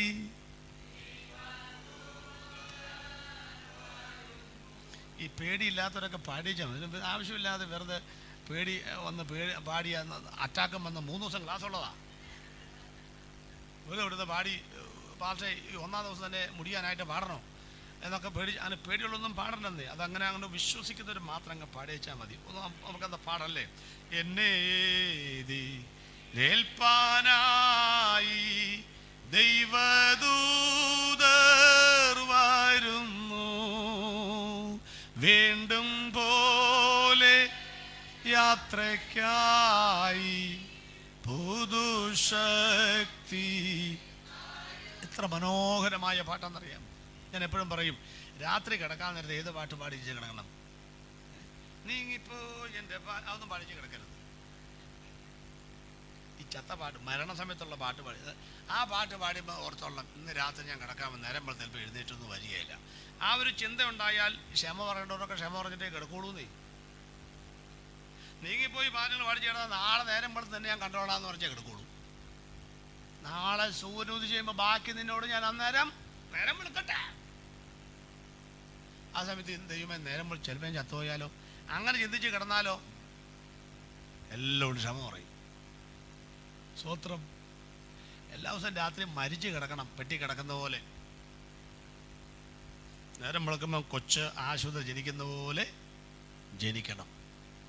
രാത്രി കിടക്കുമ്പോൾ എങ്ങനെ കിടക്കണം? പറ. മരിച്ചതുപോലെ കിടക്കണം. നേരം വിളക്കുമ്പം ജനിച്ചെഴുന്നേക്കണം. സ്വോത്രം. നമ്മൾ നേരെ തിരിച്ചാ. രാത്രി കിടക്കാൻ നേരത്ത് ജനിച്ചതുപോലെ കിടക്കും, നേരം വിളക്കുമ്പം ചത്തതുപോലെ കിടക്കും. പിള്ളേരാരെയും പറയാൻ വേണ്ട. 9 എന്നാലും ബെർമുട ഇട്ടുകൊണ്ട് മരത്താവള കിടക്കുന്ന പോലെ കിടക്കുന്നതാണ്. ചത്തതുപോലെ കിടക്കും. കണ്ടോ? ഇപ്പം മരിക്കുമ്പോൾ യേശു വരുന്നത്, മരിക്കുമ്പോഴല്ല യേശു വരുന്നത് കേട്ടോ. മനസ്സിലായി? അടുത്തെന്താ? 5-ാമത്തെ അഭിവൃദ്ധി എന്ന് പറഞ്ഞാൽ ഈ സ്വർഗത്തിൽ പോയി എന്നാ കിട്ടുന്ന വെച്ചാൽ സന്തോഷം, സമാധാനം, സംതൃപ്തി, സല്ലാപം, സൗഭാഗ്യം ഒക്കെയല്ലേ കിട്ടുന്നത്. അതൊക്കെ ഇവിടെ കിട്ടാമെങ്കിൽ അതാണ് സ്വർഗമെന്ന് യഹോവ സാക്ഷിയിൽ അതൊക്കെയാണ് പഠിപ്പിക്കുന്നത്. നമ്മുടെ ആളുകൾ അങ്ങനെ ചിന്തിക്കാൻ തുടങ്ങിയിട്ട് ഇവിടെ തന്നെ വേണം പലതും ഒന്നല്ലേ? അത് ശരിയല്ല. അടുത്തെന്തുവാ? യെരുശലേം പട്ടണം അത് പണിയുന്ന സമയത്ത് യേശു വരും. വാക്യമുണ്ട് സങ്കീർത്തനത്തിൽ, യഹോവ സിയോനെ പണിയുമ്പോൾ അവൻ മഹത്വത്തിൽ പ്രത്യക്ഷനാകും. അത് വെച്ചോണ്ടായി വ്യാഖ്യാനിക്കുന്നത് തെറ്റാണത്. ഞാൻ ഇസ്രായേൽ ലക്ഷണങ്ങൾ പറയുമ്പോൾ പറഞ്ഞു. അടുത്തത് സുവിശേഷത്തിൻ്റെ അഭിവൃദ്ധി. എവിടെ ചെന്ന് സുവിശേഷം പറയുമ്പോൾ അവിടെ യേശു വരുന്നു. അതാണ് ഈ പറയുന്നത്. അതൊക്കെ തെറ്റാണ്. അടുത്തത് മഹാപീഠ കാലം എന്ന് പറഞ്ഞാൽ മനസ്സിലായോ? സഭ എടുക്കപ്പെട്ട ശേഷം ഈ ഭൂമിയിൽ എതിർ ക്രിസ്തു ഭരിക്കും. ദാനിയേൽ പ്രവചനം, അതിക്രമങ്ങൾ ഒക്കെയും നമ്മോട് ക്ഷമിച്ച ചട്ടങ്ങൾ നമുക്ക് വിരോധവും പ്രതികൂലവും കൈയെഴുത്ത് മായ്ച്ച് അത് കൊലോസ്യലേഖനം. ദാനിയേൽ പ്രവചനത്തിൽ അതിക്രമങ്ങൾ നമുക്ക് 62 7 69 ആഴ്ചവട്ടം കഴിഞ്ഞ് അഭിഷിക്തൻ ഛേദിക്കപ്പെടുന്ന ഒരു ഭാഗമുണ്ട്. അപ്പോൾ അതായത് ഒരാഴ്ചവട്ടം 7 കൊല്ലമാണ്. 7 കൊല്ലപ്പെടുത്തി പോയിട്ടില്ലേ? 49 7 40 490 കൊല്ലം. ഈ 490 കൊല്ലത്തിൽ കഷ്ടകാലങ്ങളിൽ വീതിയും കിടങ്ങുമായിട്ട് 62 7 69 ആഴ്ചവട്ടം പണിതു. ഞാനതിനെ കണക്ക് പിന്നെ പറയാം. കാരണം ആൾക്കാർക്ക് സംശയമുണ്ട്. പിന്നെ 7 ആഴ്ചവട്ടം കൊണ്ട് പിന്നെ പണിയുമോ 62 ആണോ ഒക്കെ സംശയമുണ്ട്. അത് ക്ലിയറായിട്ട് പറഞ്ഞു തരാം. അതുപോലെ തന്നെ വരുവാനുള്ള പ്രഭു ഏതാണ് ഇതൊക്കെ കൃത്യമായിട്ട് നമുക്ക് ആ സമയത്ത് ചിന്തിക്കാം. അങ്ങോട്ടൊക്കെ പോയിട്ടില്ല. സംഗതി കുളം താഴ്ത്തുന്നേ ഉള്ളൂ. അപ്പോൾ ഇപ്പം തന്നെ നമ്മൾ കുറ്റി പറിക്കാൻ ശ്രമിക്കേണ്ട. അതാണ് വരുമ്പോഴേക്കും കൂടിയൊക്കെ പറഞ്ഞോളൂ. അപ്പോൾ അവിടെ ഇനി ഒരാഴ്ചവട്ടം ശേഷിക്കുന്നുണ്ട്. ഇസ്രായേലിനുള്ളതാണ് ആഴ്ചവട്ടം. ആ ഒരാഴ്ചവട്ടമാണ് എതിർ ക്രിസ്തു ഭരിക്കുന്നത്. ആ കാലത്തിന് പറഞ്ഞ പേരാണ് മഹാപീഡന കാലഘട്ടം. 3.5 കൊല്ലത്തിനിടയിൽ 60 ബാധകൾ ലോകത്തിലേക്ക് അയക്കും. ഇതാണ് ആ സംഭവം. ഇപ്പം ചില പറയുന്നു മഹാപീഡന കാലഘട്ടം കഴിഞ്ഞേ ആര് വരുള്ളൂ? യേശു വരുള്ളൂ. ചില പറയുന്നു മഹാപീഡന കാലഘട്ടത്തിൻ്റെ മധ്യത്തിൽ ആര് വരും? യേശു വരും. അങ്ങനെ ചിലർ പഠിപ്പിക്കുന്നുണ്ട് ഇപ്പോഴും കേരളത്തിൽ. കുറഞ്ഞു വരും മഹാപീഡന കാലഘട്ടം കഴിഞ്ഞേ ആര് വരുള്ളൂ. ഇനി ചോദ്യം, നിങ്ങളെന്തോ വിശ്വസിക്കുന്നത്? ഞാൻ വിശ്വസിക്കുന്നത് പറയാം. ഞാൻ വിശ്വസിക്കുന്നത് മഹാപീഡന കാലഘട്ടം കഴിഞ്ഞ് യേശു വരുമെന്നല്ല വിശ്വസിക്കുന്നത്. മഹാപീഡന കാലഘട്ടത്തിന് മുമ്പ് യേശു വരും, സഭ പോകും. ഇതാണ് ഞാൻ വിശ്വസിക്കുന്നത്. ഇനി എൻ്റെ വിശ്വാസത്തിന് എതിരായിട്ട് ആരെങ്കിലും ഉണ്ടെങ്കിൽ എനിക്ക് വിരോധമില്ല. എന്താ കാര്യം? അതോടെ പറയാം. കുറേ വയലുകളിലൊക്കെ പഠിപ്പിക്കുന്നുണ്ട്. അപ്പോൾ ഇന്ത്യ ക്രിസ്ത്യൻ ബൈബിൾ കോളേജ്, അവിടെ ഞാൻ ആദ്യമായിട്ട് പ്രബന്ധം അവതരിപ്പിച്ചു. സഭ മഹാപീഠത്തിൽ കൂടി കടന്നു പോകുമോ ഇല്ലയോ? ഉച്ചവരെ ഭംഗിയായിട്ട് അവതരിപ്പിച്ചു. 3:30 സംഗതി തീർന്നു. അപ്പോൾ ഞങ്ങളുടെ മോഡറേറ്റർ പറഞ്ഞു, ജോയി പാറയ്ക്കൽ വളരെ മനോഹരമായി മഹാപീഠത്തിൽ കൂടി സഭ കടന്നു പോവുകയില്ലെന്ന് ശക്തമായി തെളിയിച്ചിരിക്കുന്നു, കരമുയർത്തി സ്തോത്രം ചെയ്യാമെന്നൊക്കെ പറഞ്ഞു. എല്ലാവരും കയറി വരാൻ പറഞ്ഞു. അന്ന് 1650 രൂപ വില വരുന്ന കിങ് ജെയിംസ് വേർഷൻ്റെ ബൈബിൾ എനിക്ക് സമ്മാനമായിട്ട് തരുവാൻ വിളിച്ചതാണ്. അപ്പോൾ ഒരു ചെറിയ അംബാസ് പുള്ളി പറയാം, ജോയി പാറയ്ക്കലേ ബൈബിളൊക്കെ മേടിച്ചുകൊണ്ട് നോക്കും, പക്ഷേ സഭ മഹാപീഠത്തിൽ കൂടി കടന്നു പോകും. പിന്നെയും തർക്കം. മണി 3:30 അപ്പോൾ ഞാൻ പറഞ്ഞു, അച്ഛൻ സംശയം ചോദിക്കുക. ഇവിടെ 4 ചോദിച്ചു, 4 ഉത്തരം പറഞ്ഞു. 4 ചോദ്യം ഉത്തരം പുള്ളിയാൻ തൃപ്തികരമല്ല. ഒന്നാമത് 40 വയസ്സ് കഴിഞ്ഞ് അവരെ തിരുത്താൻ പറ്റില്ല. എന്തുവാ? 40 വയസ്സ് കഴിഞ്ഞവരെ തിരുത്താൻ പറ്റില്ല. അവർ കേൾക്കുമ്പോൾ ഈ വീട് തെറുപ്പുകാരും തയ്യൽക്കാരും തല കുലുക്കുന്ന പോലെ എല്ലാം കുലുക്കുന്നല്ലാതെ ഇവരൊന്നും ഇതെന്ത് ചെയ്യല. പ്രശ്നം കേൾക്കുമ്പോൾ കൊള്ളാൻ കേട്ടോ എന്ന് പറയുന്നല്ലാതെ ഒരു വ്യത്യാസവും വരുത്താനായിട്ട് ഒരു ആവറേജ് പറയാം. 40 തിരുത്താൻ വലിയ പാടാ. പിന്നെ അത്രയൊക്കെ ആത്മാവ് പ്രവർത്തിക്കുകയാണെങ്കിൽ മാത്രമേ പ്രതീക്ഷിക്കേണ്ടതുള്ളൂ. അപ്പോൾ പുള്ളി പറഞ്ഞു ഞാൻ അംഗീകരിക്കുകയില്ല. തർക്കമായി. ഞാൻ പറഞ്ഞു ചോദിക്ക്, ഉത്തരം പറയാം. അവസാനം അന്തരീക്ഷം ബഹളം. അപ്പം ഞങ്ങളുടെ മോഡറേറ്റർ പറഞ്ഞു, നിങ്ങൾ രണ്ടുപേരും നിപ്പ് കണ്ടിട്ട് ഇനിയും ഒരു അംഗത്തിന് ബാല്യമുണ്ടെന്ന് തോന്നുന്നു, പക്ഷേ ആളുകൾ ബൈബിളിൽ സിപ്പിട്ട് കഴിഞ്ഞു പോകാൻ വേണ്ടിയിട്ട്. അങ്ങനെയൊക്കെ ഇപ്പം കാണിച്ചുകൊണ്ടിരിക്കുന്നത്. സിപ്പിട്ട് കാണിക്കുക, അപ്പം നിർത്തിക്കൊള്ളാനാ. അപ്പം ഞാൻ നിങ്ങൾക്കൊരു പോം വഴി ഉണ്ടാക്കട്ടെ. ഞാൻ പറഞ്ഞു പോം വഴി ഉണ്ടാക്കുക. നിങ്ങൾ രണ്ടുപേർക്കും സമാധാനം വേണമല്ലോ. ഒരു കാര്യം ചെയ്യും, ജോയി പാറയ്ക്കൽ മഹാപീഡന കാലഘട്ടത്തിന് മുമ്പ് പൊക്കോ. ഇപ്പോൾ ചെറിയാനപ്പച്ചൻ പറഞ്ഞു, താങ്കൾക്ക് എപ്പോഴാണ് പോകേണ്ടത്? മഹാപീഡന അന്നേരം വന്നാൽ മതി, അവിടെ ഇരിക്കുക. അപ്പോൾ പുള്ളി പറഞ്ഞു, അല്ല അതങ്ങനെ ശരിയാവുന്നേ? എന്നാ ശരിയാവാത്ത തന്നെ? നിങ്ങൾക്ക് മഹാപീഡന കാലം കഴിഞ്ഞ് പോയാൽ പോരെ? മതി, അവിടെ അന്നേരം വന്നാൽ മതി, അവിടെ ഇരിക്കാം. പിന്നെ അത് നിങ്ങൾ ജോയി പാറയ്ക്കലിന് മുമ്പ് പോകണം, പുള്ളി പോട്ടെന്നേ. അപ്പം ഞാനിപ്പം പറയുന്നത്, ഒരു കോവിഡ് വന്നിട്ട് തന്നെ 33% ആളുകൾ പള്ളി കയറിയിട്ടില്ല. അച്ഛാ, ഒറ്റ കോവിഡ് വന്നിട്ട് 33% ആളുകൾ പള്ളി. ഇപ്പം എവിടെയൊക്കെ കയറി? കോഡ് അടയ്ക്കാത്ത കടയില്ലേ? ഉണ്ട്. ബാങ്ക് എന്ന കട അടച്ചിട്ടുണ്ടോ? ഇറച്ചിക്കട അടച്ചിട്ടുണ്ടോ? ഏത് കട അടച്ചേക്കണേ? ആരാധിക്കുന്ന പള്ളി മാത്രം അടച്ചു, ബാക്കിയെല്ലാം തുറന്നിട്ടേക്കുക. കോവിഡ് കഴിഞ്ഞ് പള്ളി പോലും ആളുകൾ വരുന്നില്ലെന്നേ. ചില വെറുതെ നാളാണ് ഞാൻ പറഞ്ഞ എന്നാ വാസ അവയിലേക്കൊക്കെ എന്നെ കാണിക്കാൻ വരുന്നത്. വാസന്റെ പ്രശ്നം കേട്ട് പെടുന്നത്.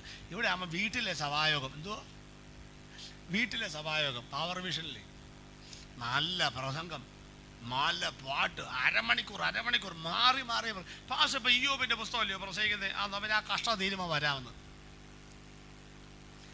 2-ാം തീയതി ആയിട്ടുള്ളൂ. പിന്നെ കഷ്ട തീരുമ്പം പാസ് പറഞ്ഞ അമ്മാമ്മ അങ്ങനൊന്നും പറയില്ല. പാസന്മാർക്ക് ഇപ്പം മിണ്ടാൻ വരാം. എന്നാന്നറിയാമോ?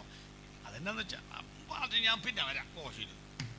ഒരാഴ്ച കഴിഞ്ഞ അമ്മാമ്മ ഉണ്ടല്ലോ, ഈ അച്ചായൻ ബാത്റൂമിൽ വീണു.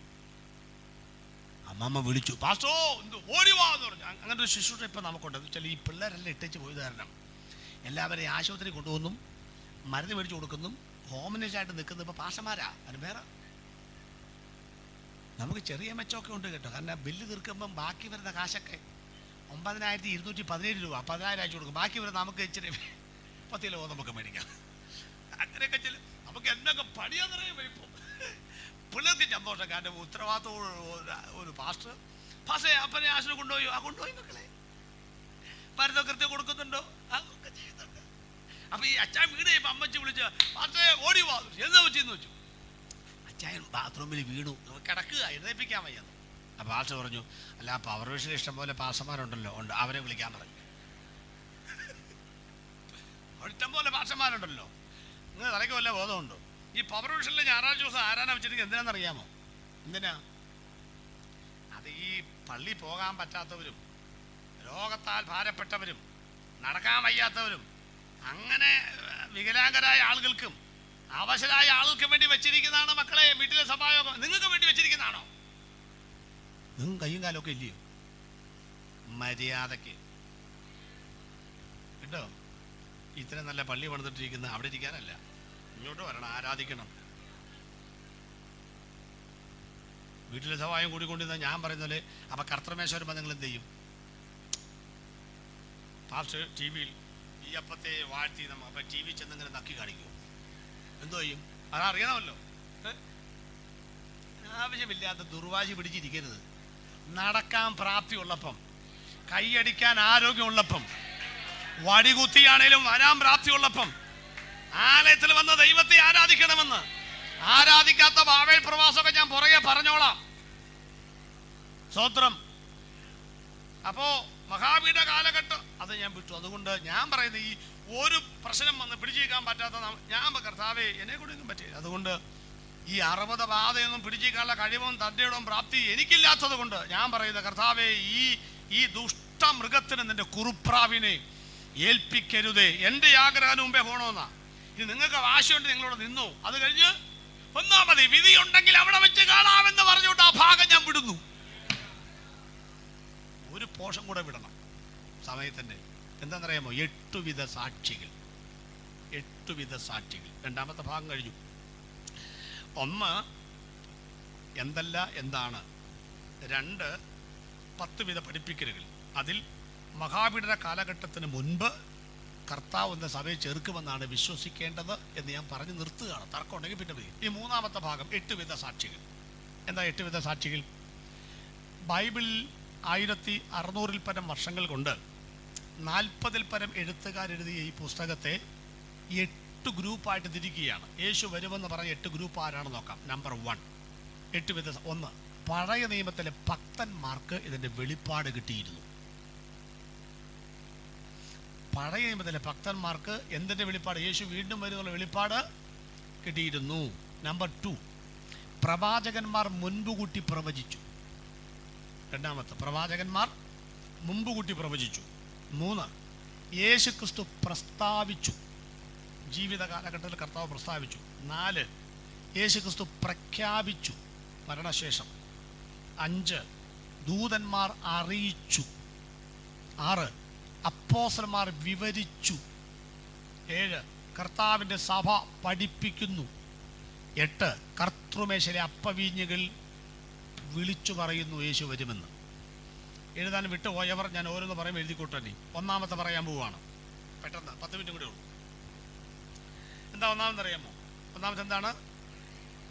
പഴയ ഭക്തന്മാർക്ക് ഇതിന്റെ വെളിപ്പാട് കിട്ടിയിരുന്നു. ശ്രദ്ധിച്ചോളൂ, ഇയ്യോബിന്റെ പുസ്തകം കിടക്കുന്ന സങ്കീർത്തനത്തിന് തൊട്ട് മുമ്പാണ്. പക്ഷെ ആ പുസ്തകം വരേണ്ടത് എവിടാന്നറിയാമോ? ഉൽപ്പത്തി കഴിഞ്ഞിട്ടാണ്. അത്രയും പഴക്കമുണ്ട് ഈ ഊസ് ദേശമൊക്കെ. അപ്പൊ ആ ഇയ്യോബ് 19:25 പറയുക, എന്നെ വീണ്ടെടുക്കുന്നവൻ ജീവിച്ചിരിക്കുന്നു എന്നും അവൻ ഒടുവിൽ പൊടിമേൽ നിൽക്കുമെന്നും ഞാൻ അറിയുന്നു. എൻ്റെ ത്വക്ക് ഇങ്ങനെ നശിച്ച ശേഷം ഞാൻ ദേഹസഹിതനായി ദൈവത്തെ കാണും. അന്യനല്ല, സ്വന്തം കണ്ണുകൊണ്ട് ഞാൻ അവനെ കാണും. നിങ്ങൾ പറ, ഈ വാക്ക് എപ്പോഴാ ചേരുന്നേ?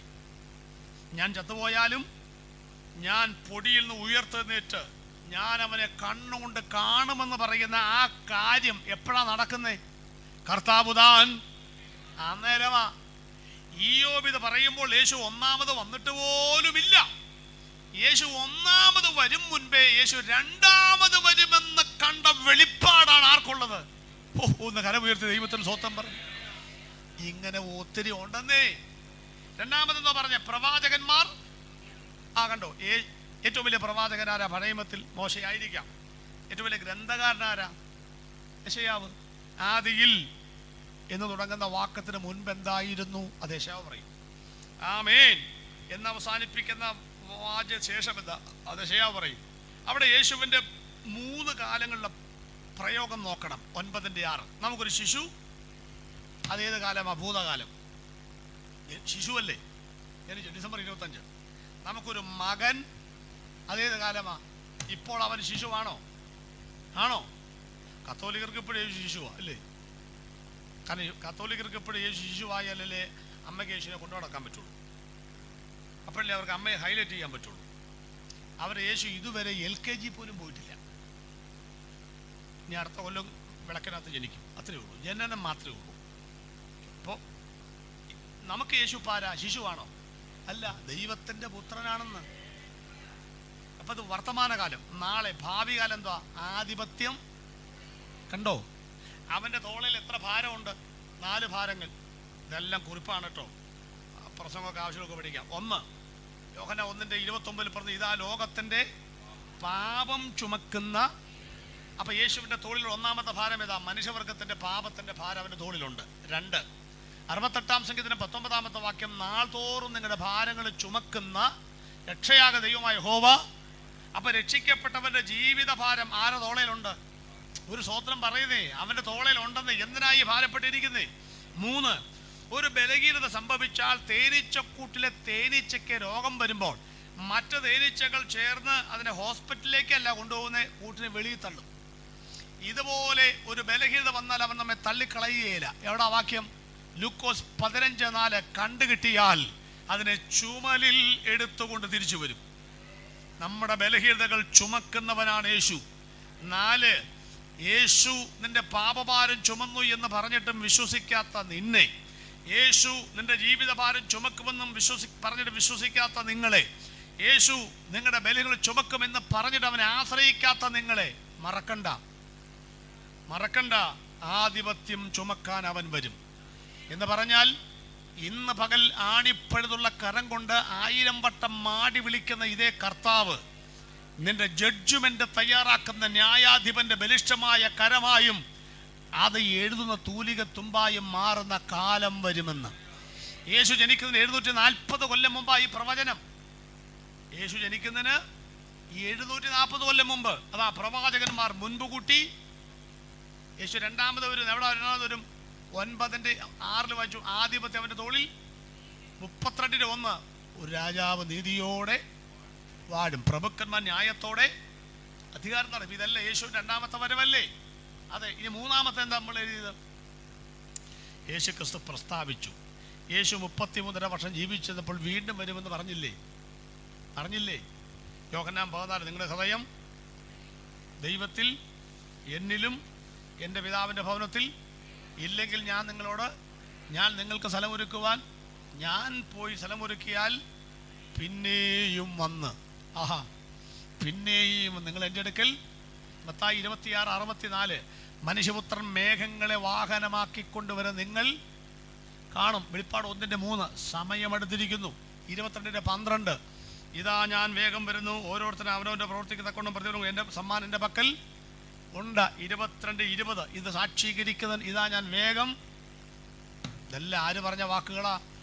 റഫറൻസ് തെറ്റിപ്പോയാൽ കുറിക്കാൻ പറ്റി പിന്നെ ചോദിച്ചാൽ മതി. ഇനി യേശുക്രിസ്തുവിനെ മരണശേഷം പ്രഖ്യാപിച്ചു എന്ന് പറഞ്ഞാൽ എന്താ? ജീവിച്ചിരിക്കുമ്പോൾ പറഞ്ഞത് പ്രസ്താവന, സ്റ്റേറ്റ്മെന്റ്. തേജസ്കരിക്കപ്പെട്ട ശരീരിക്കുമ്പോൾ പറഞ്ഞത് ഡിക്ലറേഷൻ. ഞാൻ വരുവോളം ഇവൻ ഇരിക്കണമെന്നാകുന്നു എൻ്റെ ഇഷ്ടമെങ്കിൽ അതിന് നിനക്കെന്ത്? അപ്പം ഞാൻ വരുമെന്ന് യേശു എപ്പോഴാ പറഞ്ഞേ? തേജസ്കരിക്കപ്പെട്ട ശരീരത്തിൽ ഇരിക്കുമ്പോൾ യേശു പറഞ്ഞു. റിയൽ ഫാക്റ്റ് അല്ലേ ഇത്? ആണോ? അറിയാൻ പറ്റൂ. അതാണ് യേശു പ്രസ്താവിച്ചു ജീവിച്ചിരിക്കുമ്പം, പ്രഖ്യാപിച്ചു മരണശേഷം. ഇനി അഞ്ചാമത്തെ എഴുതിയത് യേശു ഒന്നാമത് വരുമെന്ന് എത്ര ദൂതൻ പറഞ്ഞു? ഒരു ദൂതൻ. അത്യുന്നതന്റെ ശക്തി നിന്റെ മേൽ. ഒറ്റ ദൂതൻ. രണ്ടാമത് വരും എത്ര ദൂതൻ പറഞ്ഞു? ആ 2 പുരുഷന്മാർ. അപ്പോസ്തലർ 1:11. ഗലീല പുരുഷന്മാരെ, നിങ്ങൾ ആകാശത്തിലേക്ക് നോക്ക്, നിങ്ങളെ വിട്ട് സ്വർഗാരോഹണം യേശു സ്വർഗത്തിലേക്ക് പോകുന്നതിനെ കണ്ടതുപോലെ അവൻ വീണ്ടും. ഒരു ഹോംവർക്ക് തരട്ടെ, ബൈബിൾ ക്ലാസ് അല്ലയോ? നാളെ വരുമ്പോൾ എഴുതി കൊണ്ടുവരണം. എന്താണെന്നറിയാമോ? യേശു സ്വർഗത്തിലേക്ക് പോയി എന്നല്ലോ ഇപ്പോൾ വായിച്ചത് അല്ലേ? പോയതുപോലെ പോയപ്പോഴും വരുമ്പോഴുമുള്ള 10 പ്രത്യേകതകൾ. 12 ഉണ്ട്. പോയപ്പോഴും വരുമ്പോഴുമുള്ള 12 പ്രത്യേകതകൾ. താരതമ്യം എഴുതിക്കൊണ്ട് വരാമോ? വേണ്ടേ? ഇനി വന്നേച്ചാ മതി. നാളെ ഇമ്പോസിഷൻ, രചന, കേട്ടെടുത്ത് ഒക്കെ അവസാനിപ്പിച്ചില്ലയോ? എഴുതണ്ട. നാളെ ഇങ്ങോട്ട് എഴുതല്ലേ, വന്നേച്ചാ മതി. ഒന്നും എഴുതണ്ട, കുറിപ്പോലും കൊണ്ടുവരണ്ട. ഞാൻ അത് പേടിച്ചിട്ട് വരാതിരിക്കണ്ട. ഞങ്ങൾ ഒരു വയൽ കോളേജ് ഉണ്ട് കേട്ടോ. ഇപ്പം 160 പഠിക്കുന്നുണ്ട്, അത് പിന്നെ പറയാം. അപ്പം ഈയിടെ പരീക്ഷ നടത്തി.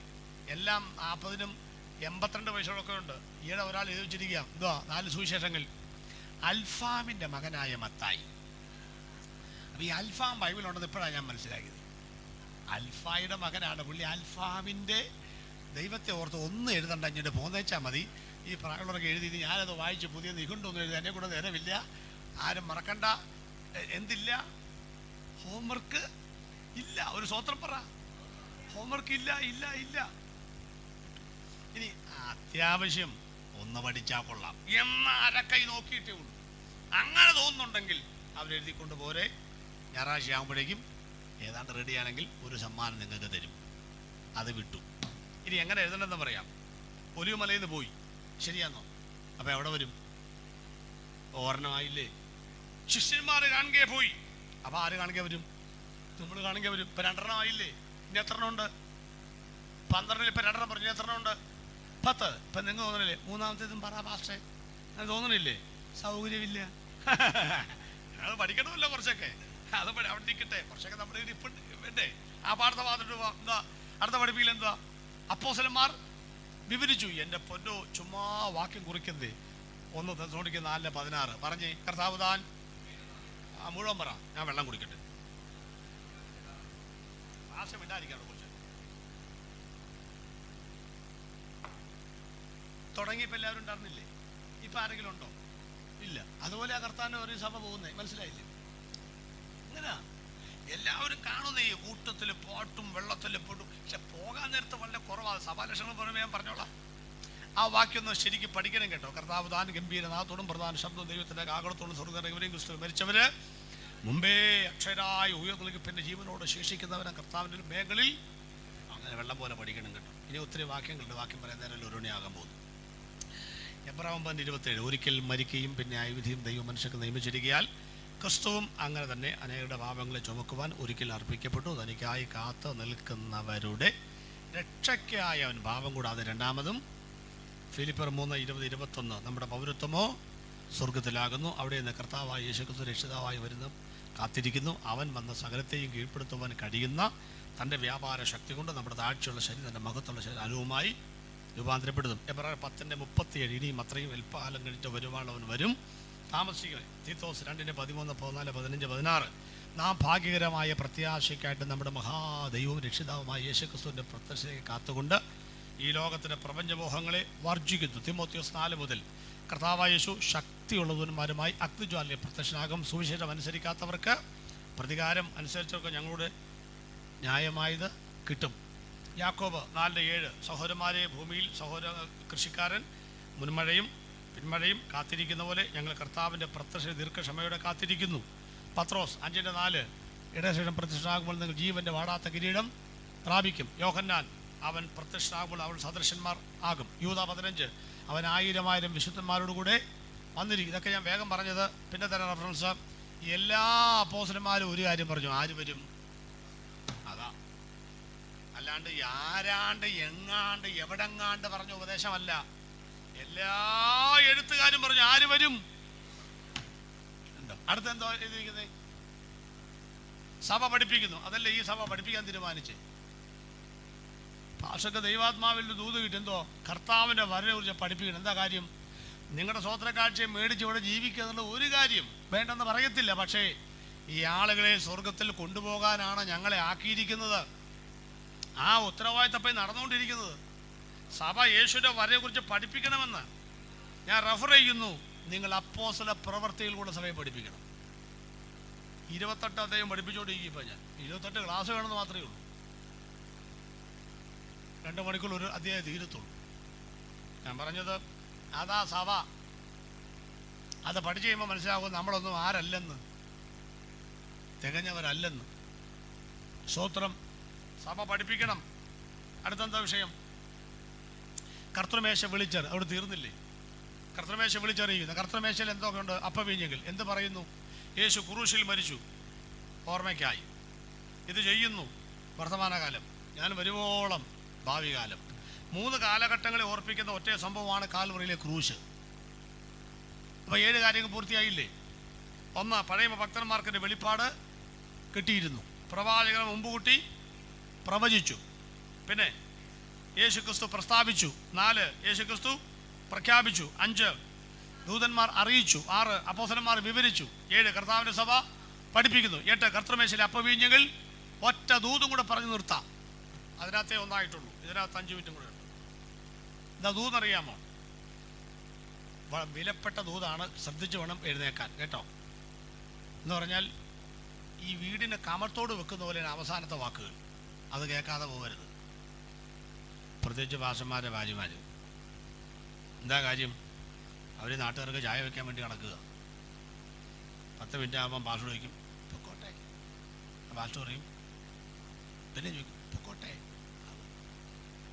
അങ്ങനെ കേട്ടിട്ട് ഇന്ന് വരെ എല്ലാ പ്രസംഗത്തിൻ്റെയും നല്ല ഭാഗം അവർ കേട്ടിട്ടില്ല.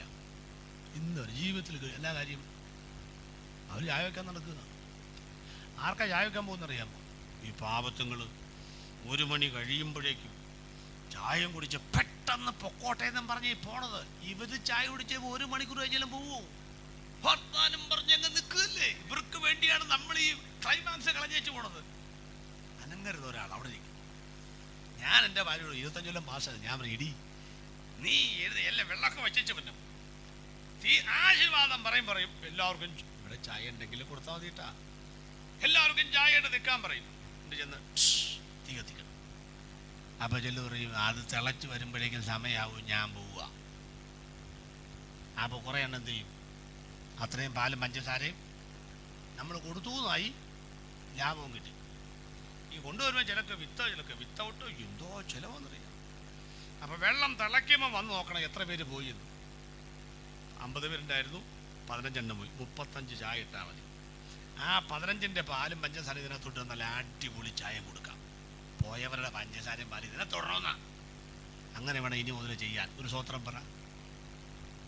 നല്ല ചായ കിട്ടും. ഇപ്പോൾ വെള്ളം പോലത്തെ ആ ഊളച്ചായ ഒന്നും കിട്ടുകയില്ല എന്നാലും. അപ്പോൾ ഇതോടെ കേട്ടു കർത്തൃമേശയുടെ ബാക്കി തിന്നുന്നവരുടെ ശ്രദ്ധയ്ക്ക് എന്തുവാ പറഞ്ഞ മാസ്റ്ററെ? കർത്തൃമേശയുടെ ഇവിടെ ആരാ തിന്നുന്നത് എനിക്കറിയാൻ മേല. തിന്നുന്നവർ ഈ ചിലരത് പറയുമ്പോഴത്തേക്ക് തല കുമ്പിട്ട് മനസ്സിലായി ഈ പുള്ളിയെ തിന്നുന്നു. ആരും കുമ്പിട്ടൊന്നിരിക്കേണ്ട, എല്ലാവർക്കും അബദ്ധം പറ്റും. കർത്തൃമേശയുടെ ആദ്യത്തെ ഭാഗം ആര് തിന്നു? നമ്മളെങ്ങനെ തിന്നുന്നത്? അപ്പാമൊന്നെടുത്ത എന്നാ പക്തി നമ്മൾ വിട്ടു തിന്ന് ഒരു ബണ്ണ് മുഴുവനുണ്ട്. പക്ഷേ ഒരു ചെറിയ കഷ്ണം എടുത്ത് പദ്ധതിയോടെ വായിൽ വെച്ചു, അത് എങ്ങോട്ട് കയറിയിരിക്കുക, അത് കിട്ടിയിട്ടില്ല, അത് തീർന്നു. എന്നാ പദ്ധതി അത് യേശുവിൻ്റെ ശരീരം ഇത്രയും മതി.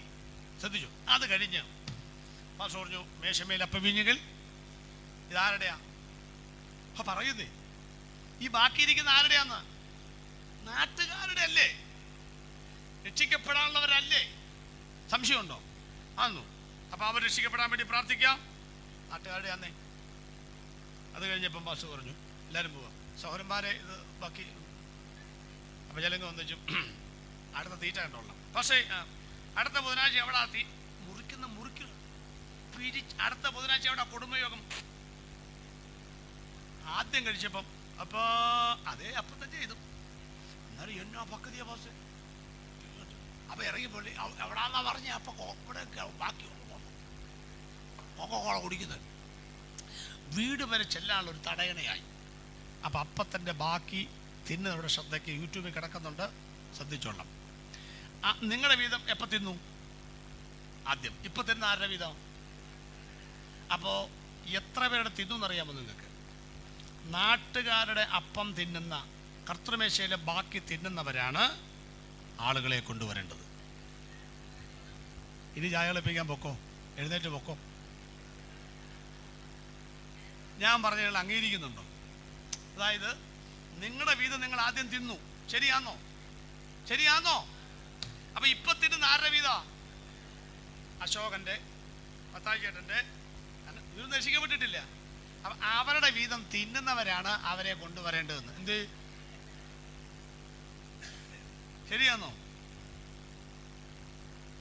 നമുക്ക് എഴുന്നേൽക്കാം ദൈവത്തിന്റെ സന്നിധി.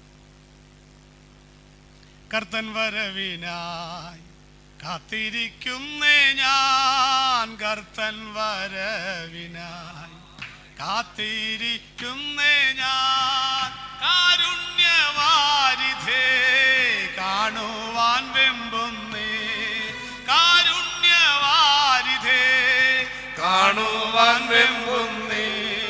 കാലങ്ങൾ ദീർഘമാക്കല്ലേ, ഇനിയും കാലങ്ങൾ ദീർഘമാക്കല്ലേ, കാലങ്ങൾ ദീർഘമാക്കല്ലേ, ഇനിയും കാലങ്ങൾ ദീർഘമാക്കല്ലേ. ഓ രാജാതിരാജൻ വരുന്നീരാ, തന്റെ വിശുദ്ധരെ ചേർത്തിടുവാൻ. രാജാതിരാജൻ വരുന്നീരാ, തന്റെ വിശുദ്ധരെ ചേർത്തിടുവാൻ. എന്തേഹം രോഗത്താൽ ക്ഷയിച്ചെന്നാകിലും, എന്തേഹം രോഗത്താൽ ക്ഷയിച്ചെന്നാകിലും, ദേഹസഹിതനായി പ്രിയനെ കാണും ഞാൻ. ദേഹസഹിതനായി പ്രിയനെ കാണും ഞാൻ. അവനെന്റെ വൈദ്യനല്ലോ എന്നും, അവനെന്റെ വൈദ്യനല്ലോ, അവനെന്റെ വൈദ്യനല്ലോ എന്നും, അവനെന്റെ വൈദ്യനല്ലോ. സ്വർഗീയ സിയോനിൽ പ്രിയനോടെന്നും ഞാൻ, സ്വർഗീയ സിയോനിൽ പ്രിയനോടെന്നും ഞാൻ ഓടിടും നാളിനായി കാത്തിടും ദേവിയ, ഓടിടും നാളിനായി കാത്തിടും ദേവിയ. ആമേൻ കർത്താവേ വരണേ വേഗം, ആമേൻ കർത്താവേ വരണേ, ആമേൻ കർത്താവേ വരണേ വേഗം, ആമേൻ കർത്താവേ വരണേ. രാജാതിരാജൻ വരുന്നീരാ, തന്റെ വിശുദ്ധരെ ചേർത്തിടുവാൻ. രാജാതിരാജൻ